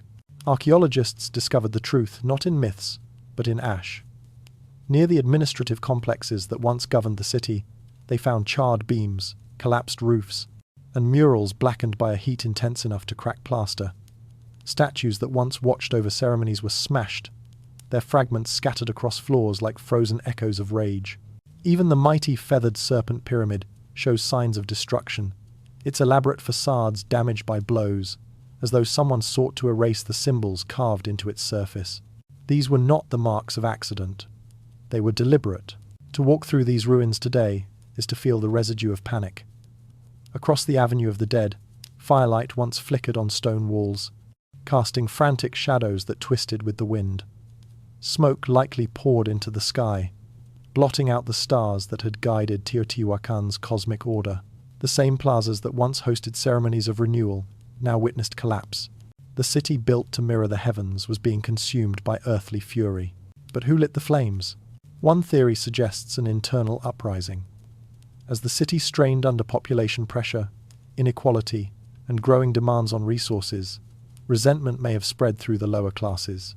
Those who lived in modest compounds on the outskirts could have watched the wealth and power concentrated near the ceremonial core and finally rebelled. If so, the fires were an act of retribution, a dramatic shattering of a system that no longer served its people. Another theory points to elite rivalry. Teotihuacan's political structure remains mysterious, but some scholars believe it may have been governed by multiple factions, priestly orders, merchant guilds, warrior councils. A shift in power, a dispute over control of trade routes, or a ritual disagreement could have sparked violence. The burning of administrative centers may then reflect a calculated purge, not a spontaneous revolt. A third possibility is invasion. Foreign powers, perhaps rival city-states or displaced migrants, could have exploited Teotihuacan's weakening systems.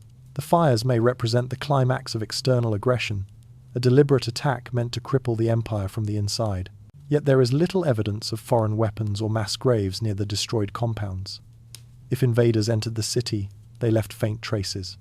The most haunting explanation is also the simplest. The collapse was not a single event but a culmination, and the fires were merely the first visible crack. Pressure had built for generations.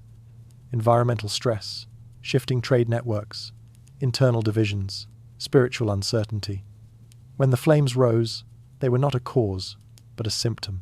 A society that once projected cosmic order had become brittle, unable to withstand the weight of its own silence. Whatever the truth, the burning marked a turning point.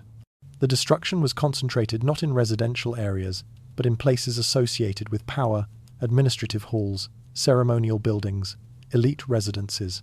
This suggests that the city's leadership, however it functioned, was the target. Those who lit the fires knew where authority resided and aimed directly at it.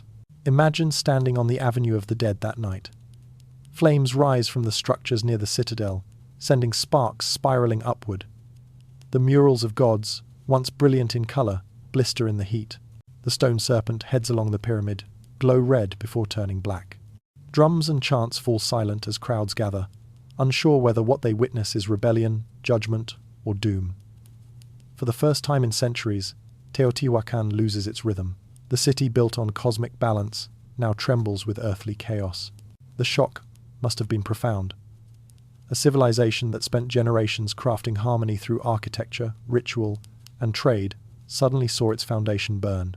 And although the city did not fall overnight, the population continued for decades. The fire signaled a fracture from which Teotihuacan would never fully recover. The Golden Age had ended. The unraveling had begun. But the fall of a civilization is never a single night or a simple cause. The flames were only the first act in a slow, mysterious descent. To understand what followed, we must trace the long echoes of collapse as they spread through emptying streets and fading rituals, carrying Teotihuacan toward its silent end.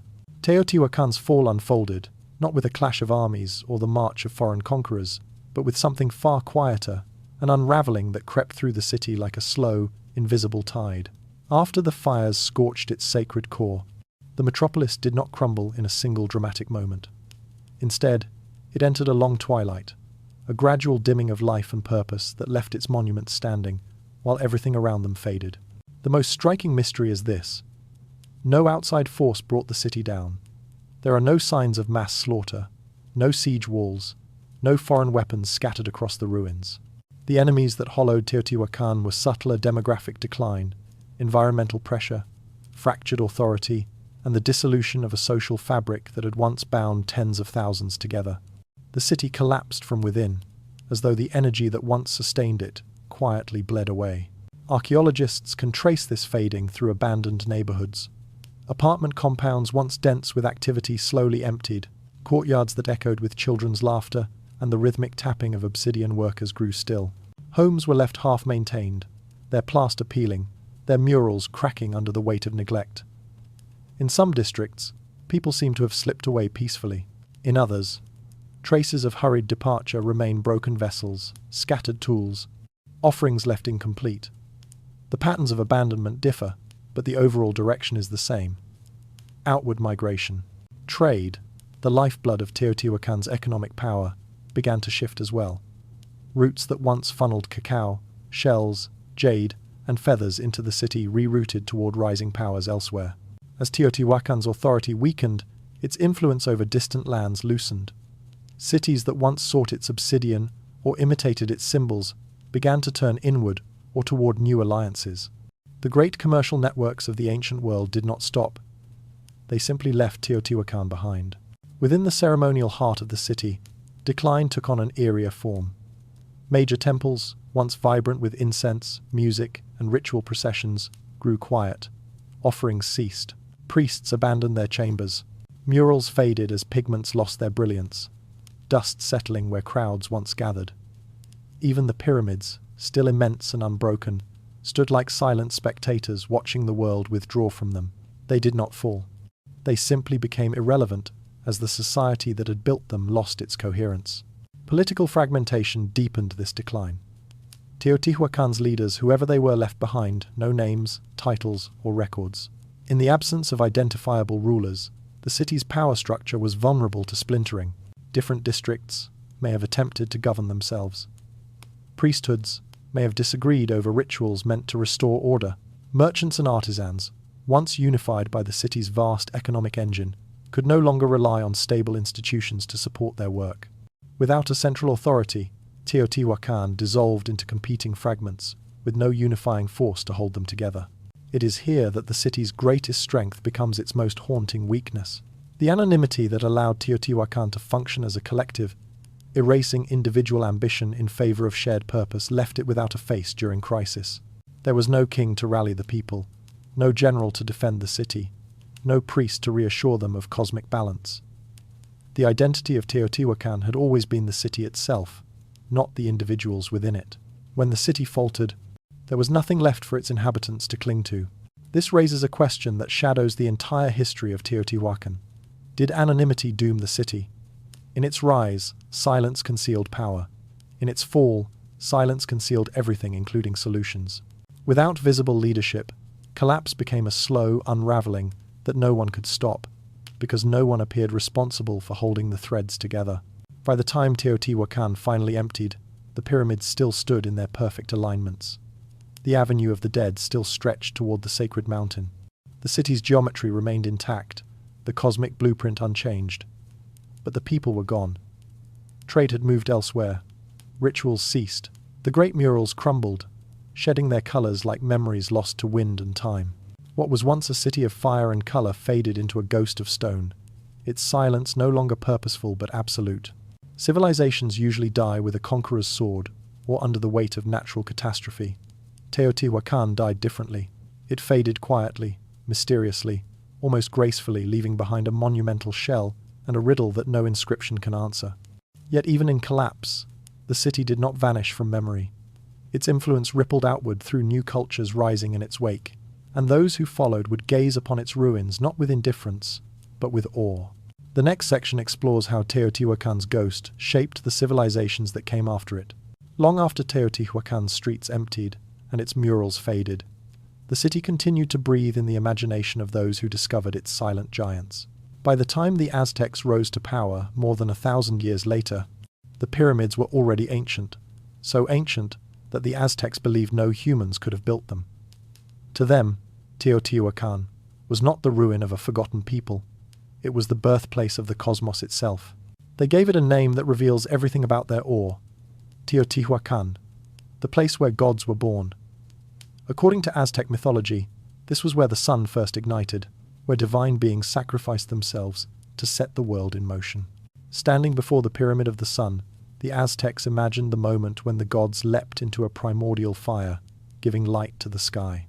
They walked the Avenue of the Dead, not as archaeologists, but as pilgrims tracing the footsteps of immortals. In their eyes, the city had always belonged to the divine.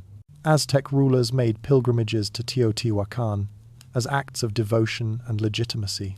Warriors, priests, and nobles journeyed across mountains to kneel at the base of the pyramids, offering incense, feathers, and blood.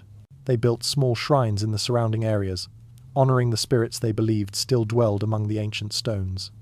Even in ruin, the city felt alive to them, charged with sacred energy, humming with the echo of forgotten rituals. This reverence reshaped Aztec identity. They wove Teotihuacan's structures into their own mythology, interpreting the city's cosmic alignment as proof of its divine nature. The pyramids became landmarks not only of the past, but of the spiritual world. The Aztecs believed their own rituals maintained continuity with the ceremonies performed by Teotihuacan's builders, though they had no idea who those builders truly were. The city's very anonymity made it easier to transform into myth. Without names or records to contradict them, the Aztecs filled the silence with their own stories. In their codices, painted manuscripts that survive to this day, Teotihuacan appears as a glowing symbol, a place where creation and destiny intersect. The architecture that once represented a cosmic diagram for its original inhabitants became a stage for Aztec prophecy. Even the ruins were interpreted as evidence of supernatural origin. The precision of the pyramids, their orientation towards celestial bodies, their monumental presence. For the Aztecs, these were not engineering achievements, but divine fingerprints. Yet, behind their reverence lies a haunting truth. The Aztecs knew nothing of Teotihuacan's people.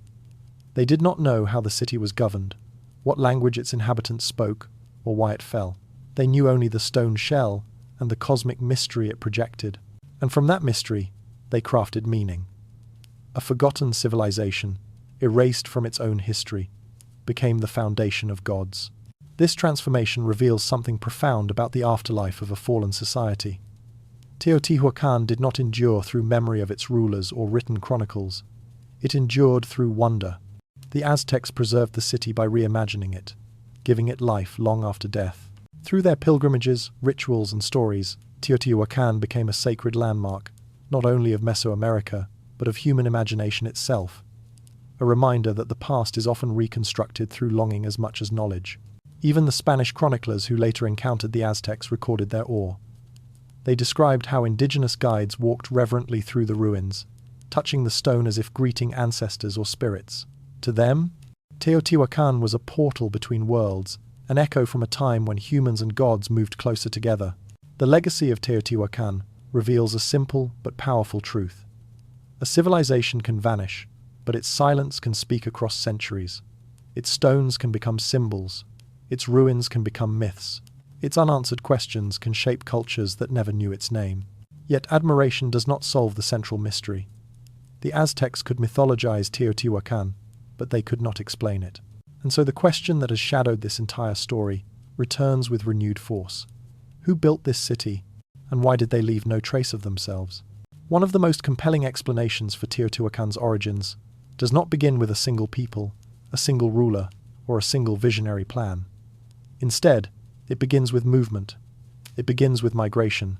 It imagines the city not as the achievement of one culture, but as the culmination of many an extraordinary moment in human history, when diverse groups converged in one valley and wove their knowledge into a shared world. Archaeologists call this idea the migrant supercollective theory, and it begins with evidence scattered across Teotihuacan's foundations. Pottery styles from the Gulf Coast appear beside murals echoing Zapotec aesthetics. Burial customs from highland tribes lie inches away from artifacts linked to Maya migrants. Genetic studies hint at populations from different regions living together, not as isolated minorities but as integrated communities. Teotihuacan was not a monolith, it was a mosaic. According to this theory, these groups did not merely coexist, they cooperated. They brought their skills, their myths, their technologies, and their cosmologies. They settled into neighborhoods that reflected their origins, yet aligned themselves with something greater, a shared vision of cosmic order. Step by step, generation by generation, they built a city unlike any other, a city designed not to express a single culture's identity, but to transcend identity entirely. Walking through the ancient compounds today, the signs of this diversity still whisper from the stones. Some districts display Zapotec-style apartments with central courtyards shaped in familiar layouts. Others reveal Maya influences in decorative motifs or burial offerings. Still others carry the marks of Otomi or West Mexican traditions. If Teotihuacan belonged to one group, it would speak in a single cultural language. Instead, it speaks in many tongues, yet somehow communicates a unified message. The strength of this theory lies in its ability to explain the city's multicultural character. It accounts for the variety of artifacts. It fits the evidence of foreign merchants and artisans living permanently within the city. It helps illuminate why Teotihuacan expanded so easily into trade networks. Its people were already connected to distant homelands. And it clarifies how a city could grow so quickly, rising from regional settlement to global-scale metropolis within a few centuries. A collective draws strength from numbers. But the migrant supercollective theory raises as many questions as it answers. The first mystery is unity. How did such diverse groups achieve harmony on this scale?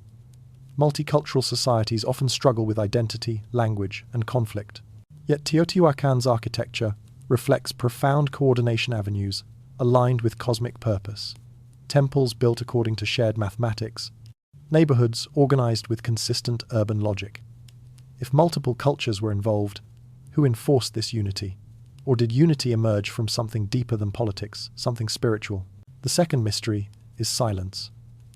In a city built by many cultures, one might expect competing identities to survive in inscriptions, monuments, or household markers.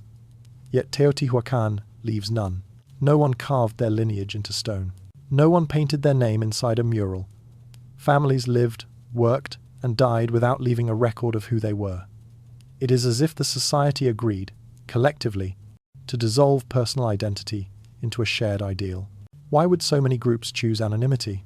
One explanation is governance. Perhaps the city was ruled by councils rather than kings, and anonymity protected the system from personal ambition. Another possibility is cosmological.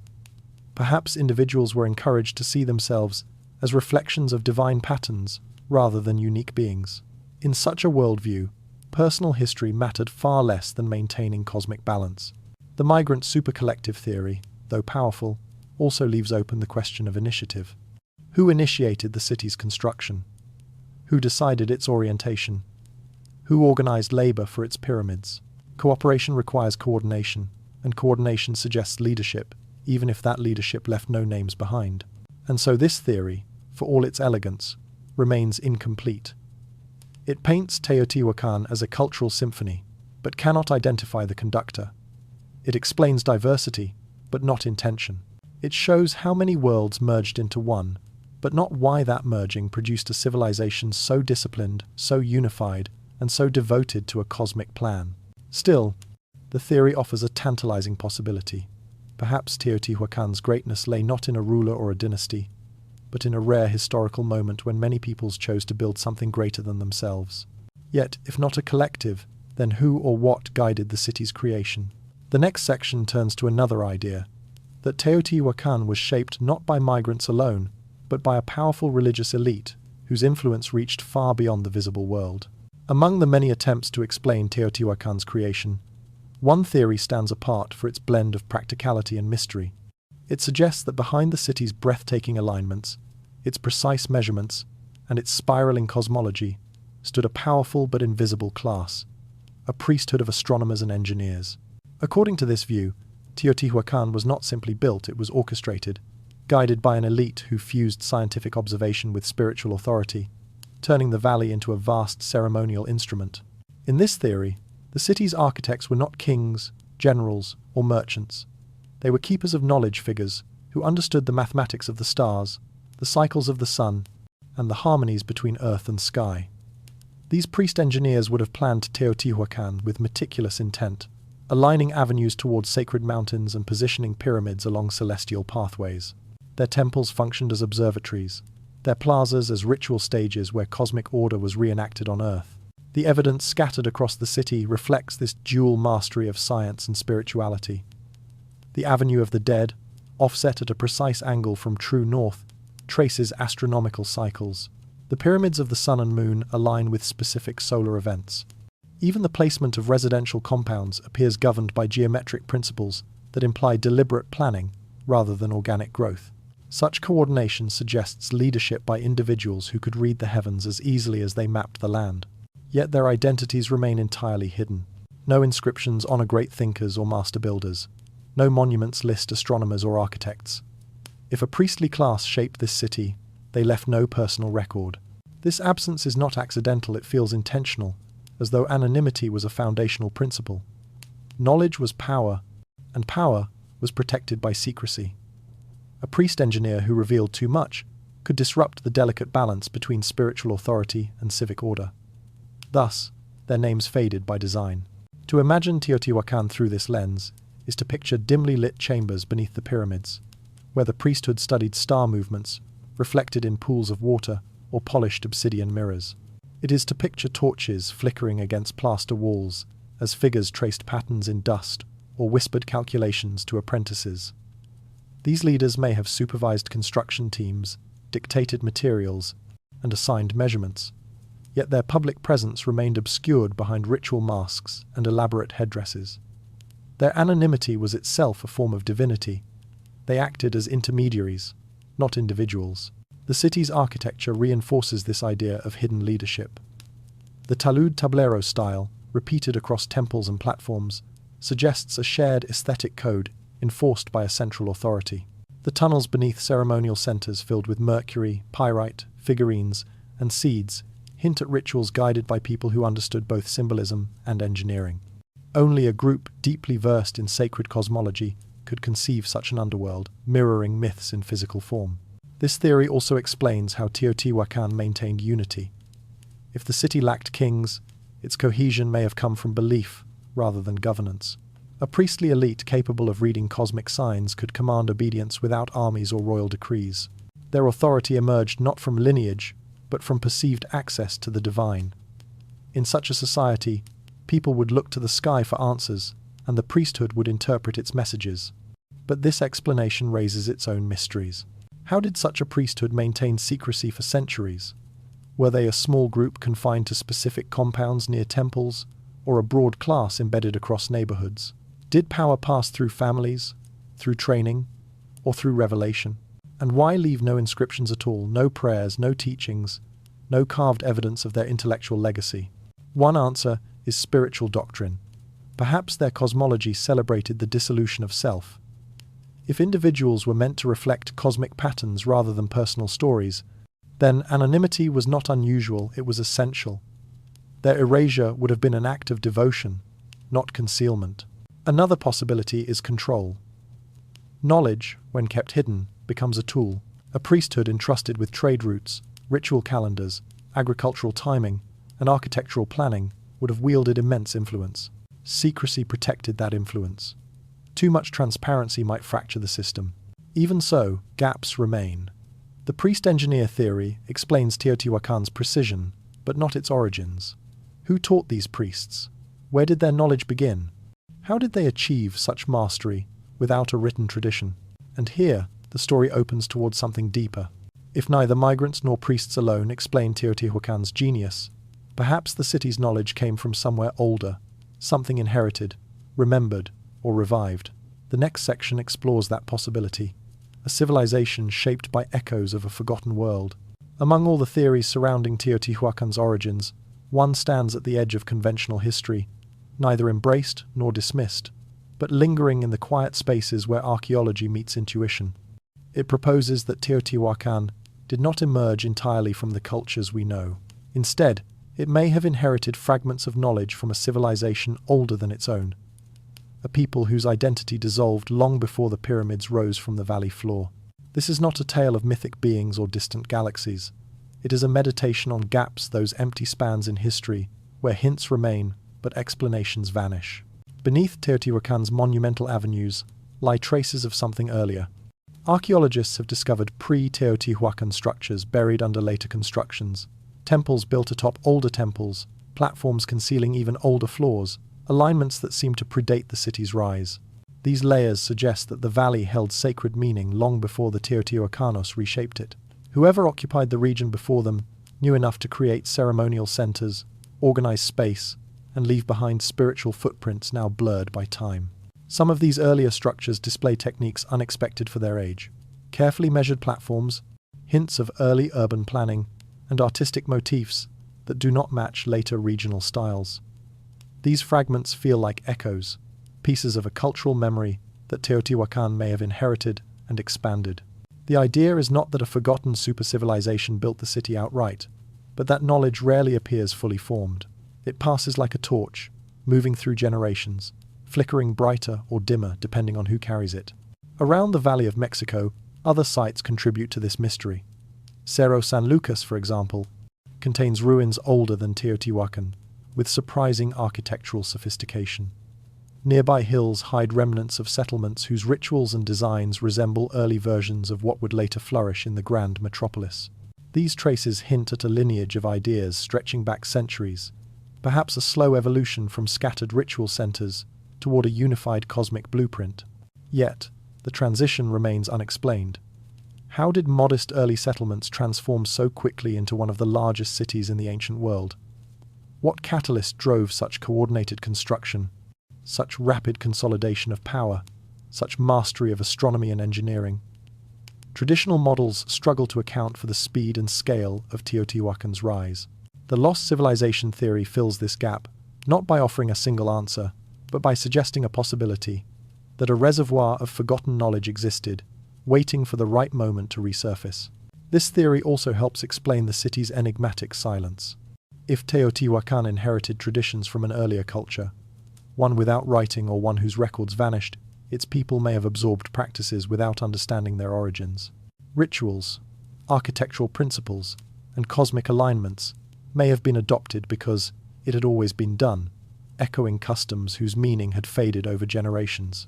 Identity built on inherited fragments often becomes collective rather than personal, which aligns with the city's striking lack of individual names. Of course, evidence remains incomplete. Archaeology rarely offers full narratives. It offers pieces, a floor here, a shard there, a buried wall whose purpose we can only guess. But when these pieces are arranged with patience, they suggest a deeper story, one in which Teotihuacan is not an isolated miracle, but part of a much older chain of human creativity, innovation, and spiritual longing. The lost civilization theory does not solve the mystery. It widens it. It asks viewers to imagine history not as a straight line, but as a cycle of rising and fading cultures, each leaving behind knowledge for the next to rediscover.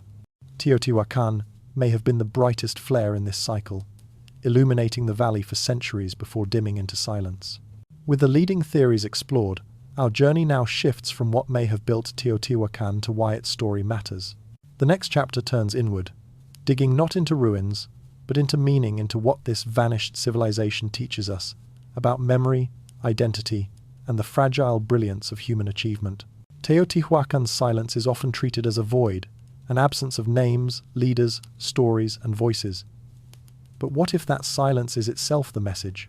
What if the anonymity that puzzles us today was not an accident of time, but a deliberate choice woven into the city's foundations?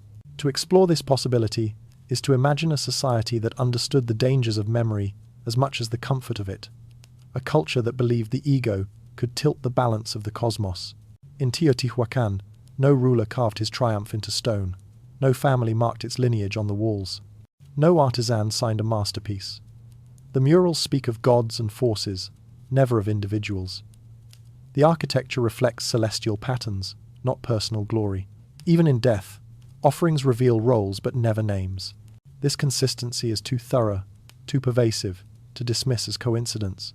It feels intentional, as though the city's builders accepted a profound belief that a person's legacy must dissolve into the larger order for the cosmic pattern to remain intact. Imagine a society where identity flows not upward toward fame, but outward toward unity, where the measure of a life is not in how loudly it is remembered, but in how seamlessly it contributes to the collective vision. In such a world, the city itself becomes the monument. The people become its pulse, its breath, its hidden scaffolding. Their names fade by design, because the permanence they sought belonged not to individuals, but to the geometry of the pyramids, the alignment of the avenues, and the rituals that echoed across the valley. This perspective reframes the mystery of Teotihuacan. Rather than asking why the names were lost, we might ask why they were never written. Perhaps the builders feared that personal legacy would fracture the unity required to sustain cosmic harmony. A name inspires competition. A lineage inspires hierarchy. But a city built for the universe, not for a king, requires a different kind of memory. One that resists centralization. One that survives through structure rather than narrative. The Pyramid of the Sun does not bear a builder's plaque. The Pyramid of the Moon does not proclaim a dynasty. The Avenue of the Dead does not mark the triumphs of generals. These absences, viewed through this lens, are not voids but boundaries lines the society refused to cross. By erasing themselves from history, the builders ensured the city remained a pure vessel of cosmology, untouched by personal pride or political ambition. Even the city's residential life reflects this principle. Apartment compounds house dozens of families without distinguishing markers. Workshops produced thousands of identical tools, none associated with a particular artisan. Ritual objects were crafted with exquisite care, yet none attributed credit. This uniformity suggests a worldview that placed the collective above the self. Teotihuacan may have functioned as a vast ceremonial body, each inhabitant a cell performing its role in service of a greater design. In such a society, anonymity becomes a form of power. It prevents idolization. It prevents rivalry. It ensures that every action is tied to cosmic order rather than personal advancement. If the priesthood guided construction, their names vanished in the service of sacred duty. If councils ruled, their decisions were recorded in stone only through architecture, not through lineage. If the migrants who built the city contributed techniques, rituals, and ideas, they merged those contributions seamlessly into the whole. This possibility also sheds light on the city's decline. A civilization that defines itself through collective identity may struggle when pressures threaten that unity. Without named leaders to rally the people, without personal legacies to anchor meaning, the society might falter as tensions rise. The very principle that gave the city strength, its anonymity, may have also limited its ability to adapt when challenges emerged. Yet anonymity did not erase Teotihuacan. It transformed it. When later cultures gazed upon its ruins, they saw not forgotten builders, but the imprint of the divine. The absence of names allowed myths to fill the silence. The Aztecs viewed the city as the birthplace of gods, precisely because no human claimed its creation. In this sense, anonymity became the builder's final triumph, a legacy so profound that it transcended memory itself. What if this was the intention all along? What if the city was meant to stand as a message carved into the earth, a reminder that human achievement reaches its highest form when it aligns with something larger than the individual? If anonymity was chosen, then the next question becomes clear. What message were the builders trying to encode into the stones, the symbols, and the cosmic design? The next section explores that symbolic purpose. When we stand before Teotihuacan today, it is easy to see stones, angles, measurements, and alignments. But another possibility rises from the silence. What if the city itself was a message?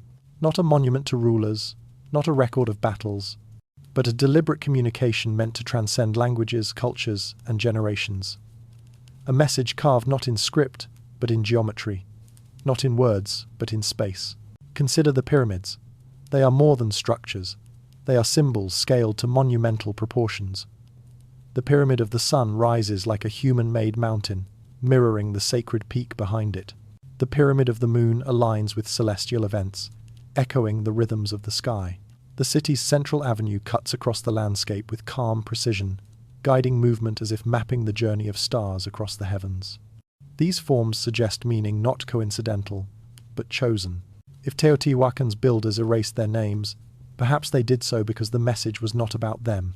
Perhaps the city was designed to express something larger than any individual, a truth about the universe or humanity's place within it. A city without text becomes a universal text, open to any mind that walks its geometry. Its silence becomes its language. When we explore the city through this perspective, its architecture transforms. A pyramid becomes a diagram of creation. A plaza becomes a ritual threshold. A mural becomes a coded prayer. Even the city's symmetry hints at intention. A balance between heaven and earth, between the cosmic and the earthly, between permanence and impermanence. The builders may have believed that by shaping space according to cosmic principles, they were harmonizing the human world with the divine. This reframing invites us to see Teotihuacan not as a puzzle missing its pieces, but as a mirror held up to the viewer.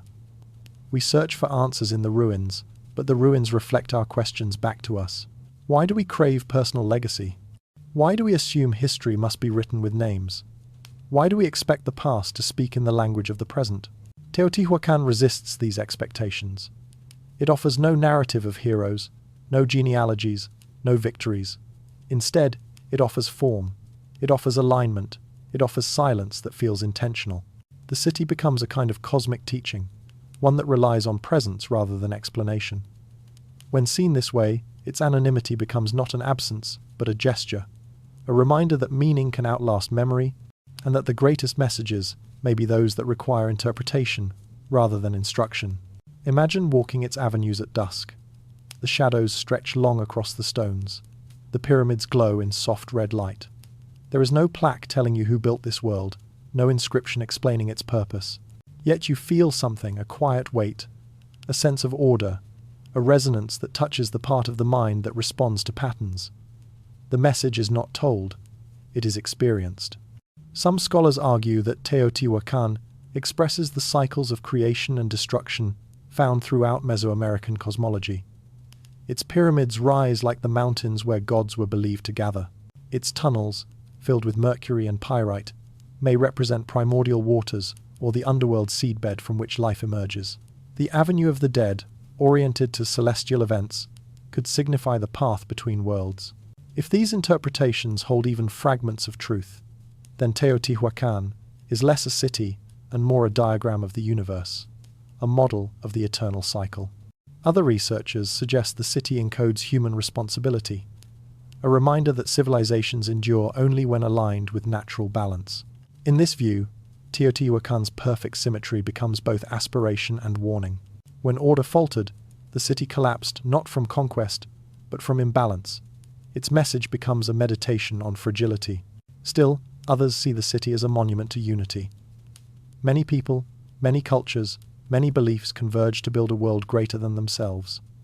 In this interpretation, Teotihuacan teaches that collective purpose can achieve wonders impossible for any single group or leader. The absence of names becomes a deliberate invitation to imagine the power of shared vision.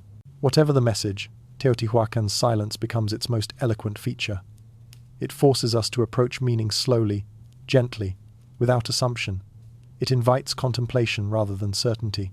And in doing so, it transforms ruins into language, geometry into philosophy, and history into reflection. Now that we have explored meaning, the journey moves toward closure. The next section considers how Teotihuacan's silence, its message, continues to shape the way we see ourselves today. Teotihuacan may have fallen more than 14 centuries ago, yet its presence in the modern world feels strangely alive, as if the city continues to breathe beneath the surface of our collective imagination. Every year, millions walk its ancient avenues, climb its pyramids, and touch the stone walls that once echoed with chants and footsteps. They may arrive as tourists, students, pilgrims, or wanderers. But once they enter the vast expanse of the Avenue of the Dead, they become part of a quiet ritual, one that stretches back through countless generations. In this way, Teotihuacan influences modern identity, not through written history, but through lived experience. For archaeologists, the city is a puzzle that resists completion. Every excavation reveals new questions rather than answers. Tunnels filled with shimmering mercury hint at ceremonies beyond our understanding. Buried chambers expose forgotten traditions. Residential compounds unveil stories of families whose names vanished, but whose daily lives left subtle marks in pottery shards and soot stains. Teotihuacan teaches modern researchers humility, that even with technology and theory, some civilizations guard their secrets with remarkable success. For Mexico, Teotihuacan is a source of cultural pride, a reminder that the land holds histories older and grander than many written traditions acknowledge. The pyramids stand as symbols of endurance, artistry, and ingenuity. Schoolchildren visit on field trips, tracing the steps of ancestors whose identities remain unknown, but whose legacy is unmistakably woven into the fabric of Mexican heritage. In festivals and cultural ceremonies, the city becomes a backdrop for renewing ancient connections, even when the exact meanings of those connections have been lost to time. For travelers from around the world, Teotihuacan offers something rarer, a moment of perspective. Standing atop the Pyramid of the Sun, looking across the valley, people often describe a sensation of stepping outside themselves. The immensity of the space, the symmetry of the buildings, the silence that blankets the entire complex, all evoke a sense of timelessness. The city becomes a mirror, reflecting back the visitor's own questions about existence, legacy, and meaning. Many cannot fully articulate what they feel, yet they sense an echo, a resonance between their smallness and the city's immensity. Teotihuacan also inspires artists, writers, filmmakers, and dreamers. Its murals and symbols appear in modern art. Its geometries influence architecture. Its mysteries fuel novels, documentaries, and philosophical debates. The absence of a known builder allows every generation to imagine its own interpretation. Some see a utopia built by collective effort. Others imagine a sacred city guided by priestly engineers. Still others sense the fading imprint of a forgotten civilization. The city adapts to each perspective without offering confirmation or denial. Even scientific fields feel Teotihuacan's influence. Archaeology has evolved in response to the city's challenges, prompting new methods of analysis, from LiDAR scanning to isotopic studies. The puzzles posed by Teotihuacan push researchers to think beyond traditional frameworks about migration, identity, trade, governance, and cosmology. In this way, the city functions as both teacher and provocateur, encouraging modern scholarship to expand its imagination. Ultimately, Teotihuacan endures because it speaks to something universal. It reminds us that civilizations rise with ambition and fall with fragility. It shows that memory can outlive names, that meaning can survive silence. It invites us to walk between ruins and feel the weight of centuries pressing gently against our thoughts. Even in collapse, the city became eternal not through preserved records, but through the emotions it awakens. The world returns to Teotihuacan because it represents the paradox at the heart of human experience. How something built by unknown hands can feel so intimately familiar. Its echo persists in every visitor who pauses in its plazas, every researcher who sifts through its soil, every person who wonders what stories lie just beyond the reach of history. This chapter draws to a close, but the central question, the one that has guided our entire journey, remains unresolved. The final chapter brings every thread together, returning us to the mystery that shaped this story from the beginning. By now, the journey through Teotihuacan feels like walking through a dream stitched together from fragments. A city of perfect geometry, a society without names, warriors without glory, priests without identity, migrants without borders, and ruins without answers. Each piece is striking on its own, yet none reveal the full image. Instead, they float like shards of coloured glass, suggestive, luminous, incomplete, waiting for someone to hold them to the light. Consider the architecture. The pyramids rise with such precision, such cosmic intent, that they appear less like human structures and more like diagrams drawn by a patient hand across centuries. The Avenue of the Dead, offset from true north, quietly mirrors celestial cycles. Residential compounds form neighbourhoods of shared purpose, rather than private ambition. These forms suggest unity without rulers, planning without signatures, order without explanation. They are pieces of a puzzle we cannot reconstruct. Then there are the murals. Brilliant reds, greens and blues whisper of cosmology, mythology, and ritual. A great goddess extends her hands over flowing water. Jaguars and owls watch from woven symbolism. Yet no king appears, no artisan marks their presence. No individual steps forward from the painted world. The art speaks of belief, of vision, of collective spirit, but not of personal story. Another piece, beautiful and enigmatic. Trade networks reveal another thread. Obsidian from Teotihuacan traveled hundreds of kilometers, shaping distant economies. Merchant caravans crossed mountains and jungles, returning with shells, jade, cacao, and foreign ideas. The city thrived not by isolation but by connection, drawing people from many cultures into its orbit.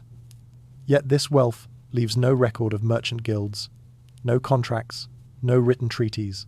Prosperity without documentation, another shimmering piece whose edges do not meet the others cleanly.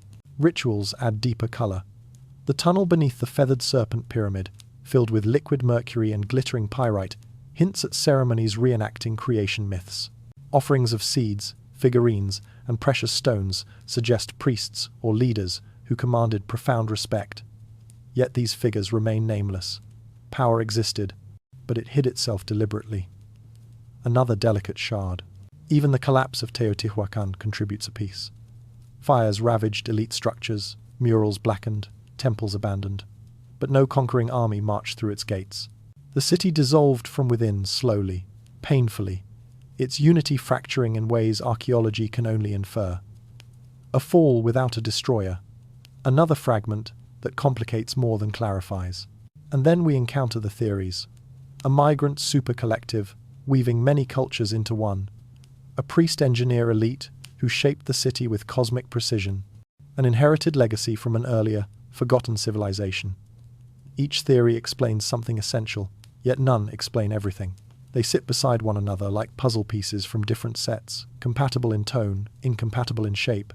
As these fragments accumulate, the picture should become clearer. But instead, something else happens.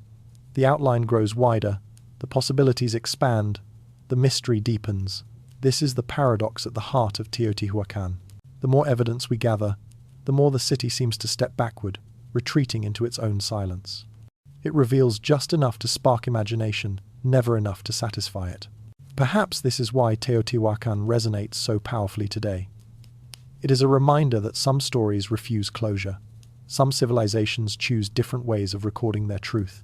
Some messages are carved not into tablets or scrolls, but into the very shape of the earth. And some puzzles are not meant to be solved, but contemplated.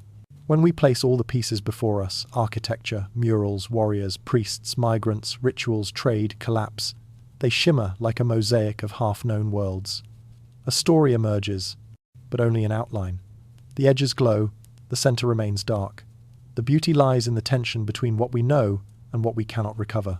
We are left with a city that absorbed cultures and erased identities, engineered monuments with cosmic precision, ruled without rulers, and collapsed without an enemy.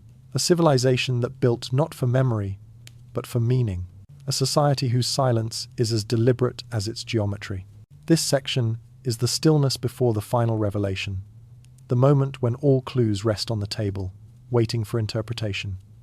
The pieces exist, the patterns shimmer, but the image remains unfinished. Now that the evidence lies clearly before us, the path leads toward the final section, where the mystery of Teotihuacan is no longer treated as a problem to solve, but as a truth to understand. As we gather the final pieces of Teotihuacan's story, something unexpected happens. The unanswered questions no longer feel like obstacles. They begin to feel like invitations. The silence that once frustrated us becomes strangely comforting. The absence of names, rulers, and recorded victories becomes part of a deeper lesson, one that reaches far beyond archaeology, touching the quieter chambers of human experience.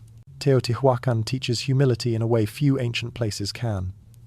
Most civilizations carved their triumphs into stone, ensuring their leaders' names would echo across time. But the builders of this city chose a different path. They allowed the work itself to be the legacy. They poured their brilliance into geometry, into alignment, into ritual meaning, then allowed their identities to dissolve. They remind us that greatness does not require recognition. A masterpiece can endure even when no one claims ownership. In a world obsessed with credit, Teotihuacan stands as a quiet counterargument, one that whispers that significance and fame are not the same thing. The city also teaches impermanence. Even the grandest achievements, pyramids touching the sky, Avenues stretching across landscapes, temples humming with ritual life can fade. Teotihuacan once thrived with the energy of tens of thousands, its murals glowing in brilliant color, its plazas filled with music and ceremony. Now it rests in sun and silence. Yet this impermanence does not diminish what the builders created. Instead, it deepens the meaning. It reminds us that every civilization, no matter how powerful, participates in the same cycle of rise and decline. The fall is not a failure, it is part of the arc. From this impermanence grows imagination. Because Teotihuacan left no written explanation, every visitor must bring their own interpretation. The absence of a definitive story becomes a space where curiosity can breathe. This is why the city captivates scholars, dreamers, and travelers from around the world. Its silence calls out softly, prompting us to wonder, who were they? What did they believe? What did they hope for? What did they fear? A place without answers becomes a place where questions awaken. Teotihuacan also teaches us about unity. Whether guided by migrants, priests, or forgotten heirs, the city was built through cooperation on a scale that still astonishes the modern mind. Thousands of people worked together to create a living map of their cosmos, shaping a world aligned with the heavens. Even if their identities vanished, their shared purpose remains visible in every line of stone. In an age where division often dominates, Teotihuacan quietly shows what collective vision can achieve. Perhaps the most profound lesson is this: mystery itself has value. We often think knowledge must be complete to be meaningful, but Teotihuacan suggests otherwise. The unknown can be a source of wonder, not frustration. It can encourage patience, curiosity, and reflection. It can remind us that the world is older, deeper, and more intricate than a single lifetime can fully grasp. When the builders left their story unwritten, they left space for future generations to approach their work not as a solved equation, but as a living question. In this way, Teotihuacan becomes a mirror. It reflects our desire for certainty, our fascination with legacy, our struggle with impermanence. And through that reflection, it offers clarity not through fact, but through feeling. We come to understand that the mystery is not a gap in the record, but an integral part of the story. The builders may have understood something we often forget, that the meaning of a creation can outlive the creators, and that silence can echo longer than words. So why does their story matter? Because in their anonymity, we see a different model of greatness. In their disappearance, we see the fragility of all human endeavors. In their silence, we find room for our own questions. And in their monumental achievements, still standing after 14 centuries of wind and sun, we are reminded that beauty can be timeless, even when its authors are not. The unanswered remains, but the unease fades. The mystery becomes the message. And now, with the lessons gently settling, the story narrows to its final point of stillness. The city itself, resting in quiet light, waiting for the last words of the journey. Morning returns to the Valley of Mexico the same way it has for thousands of years.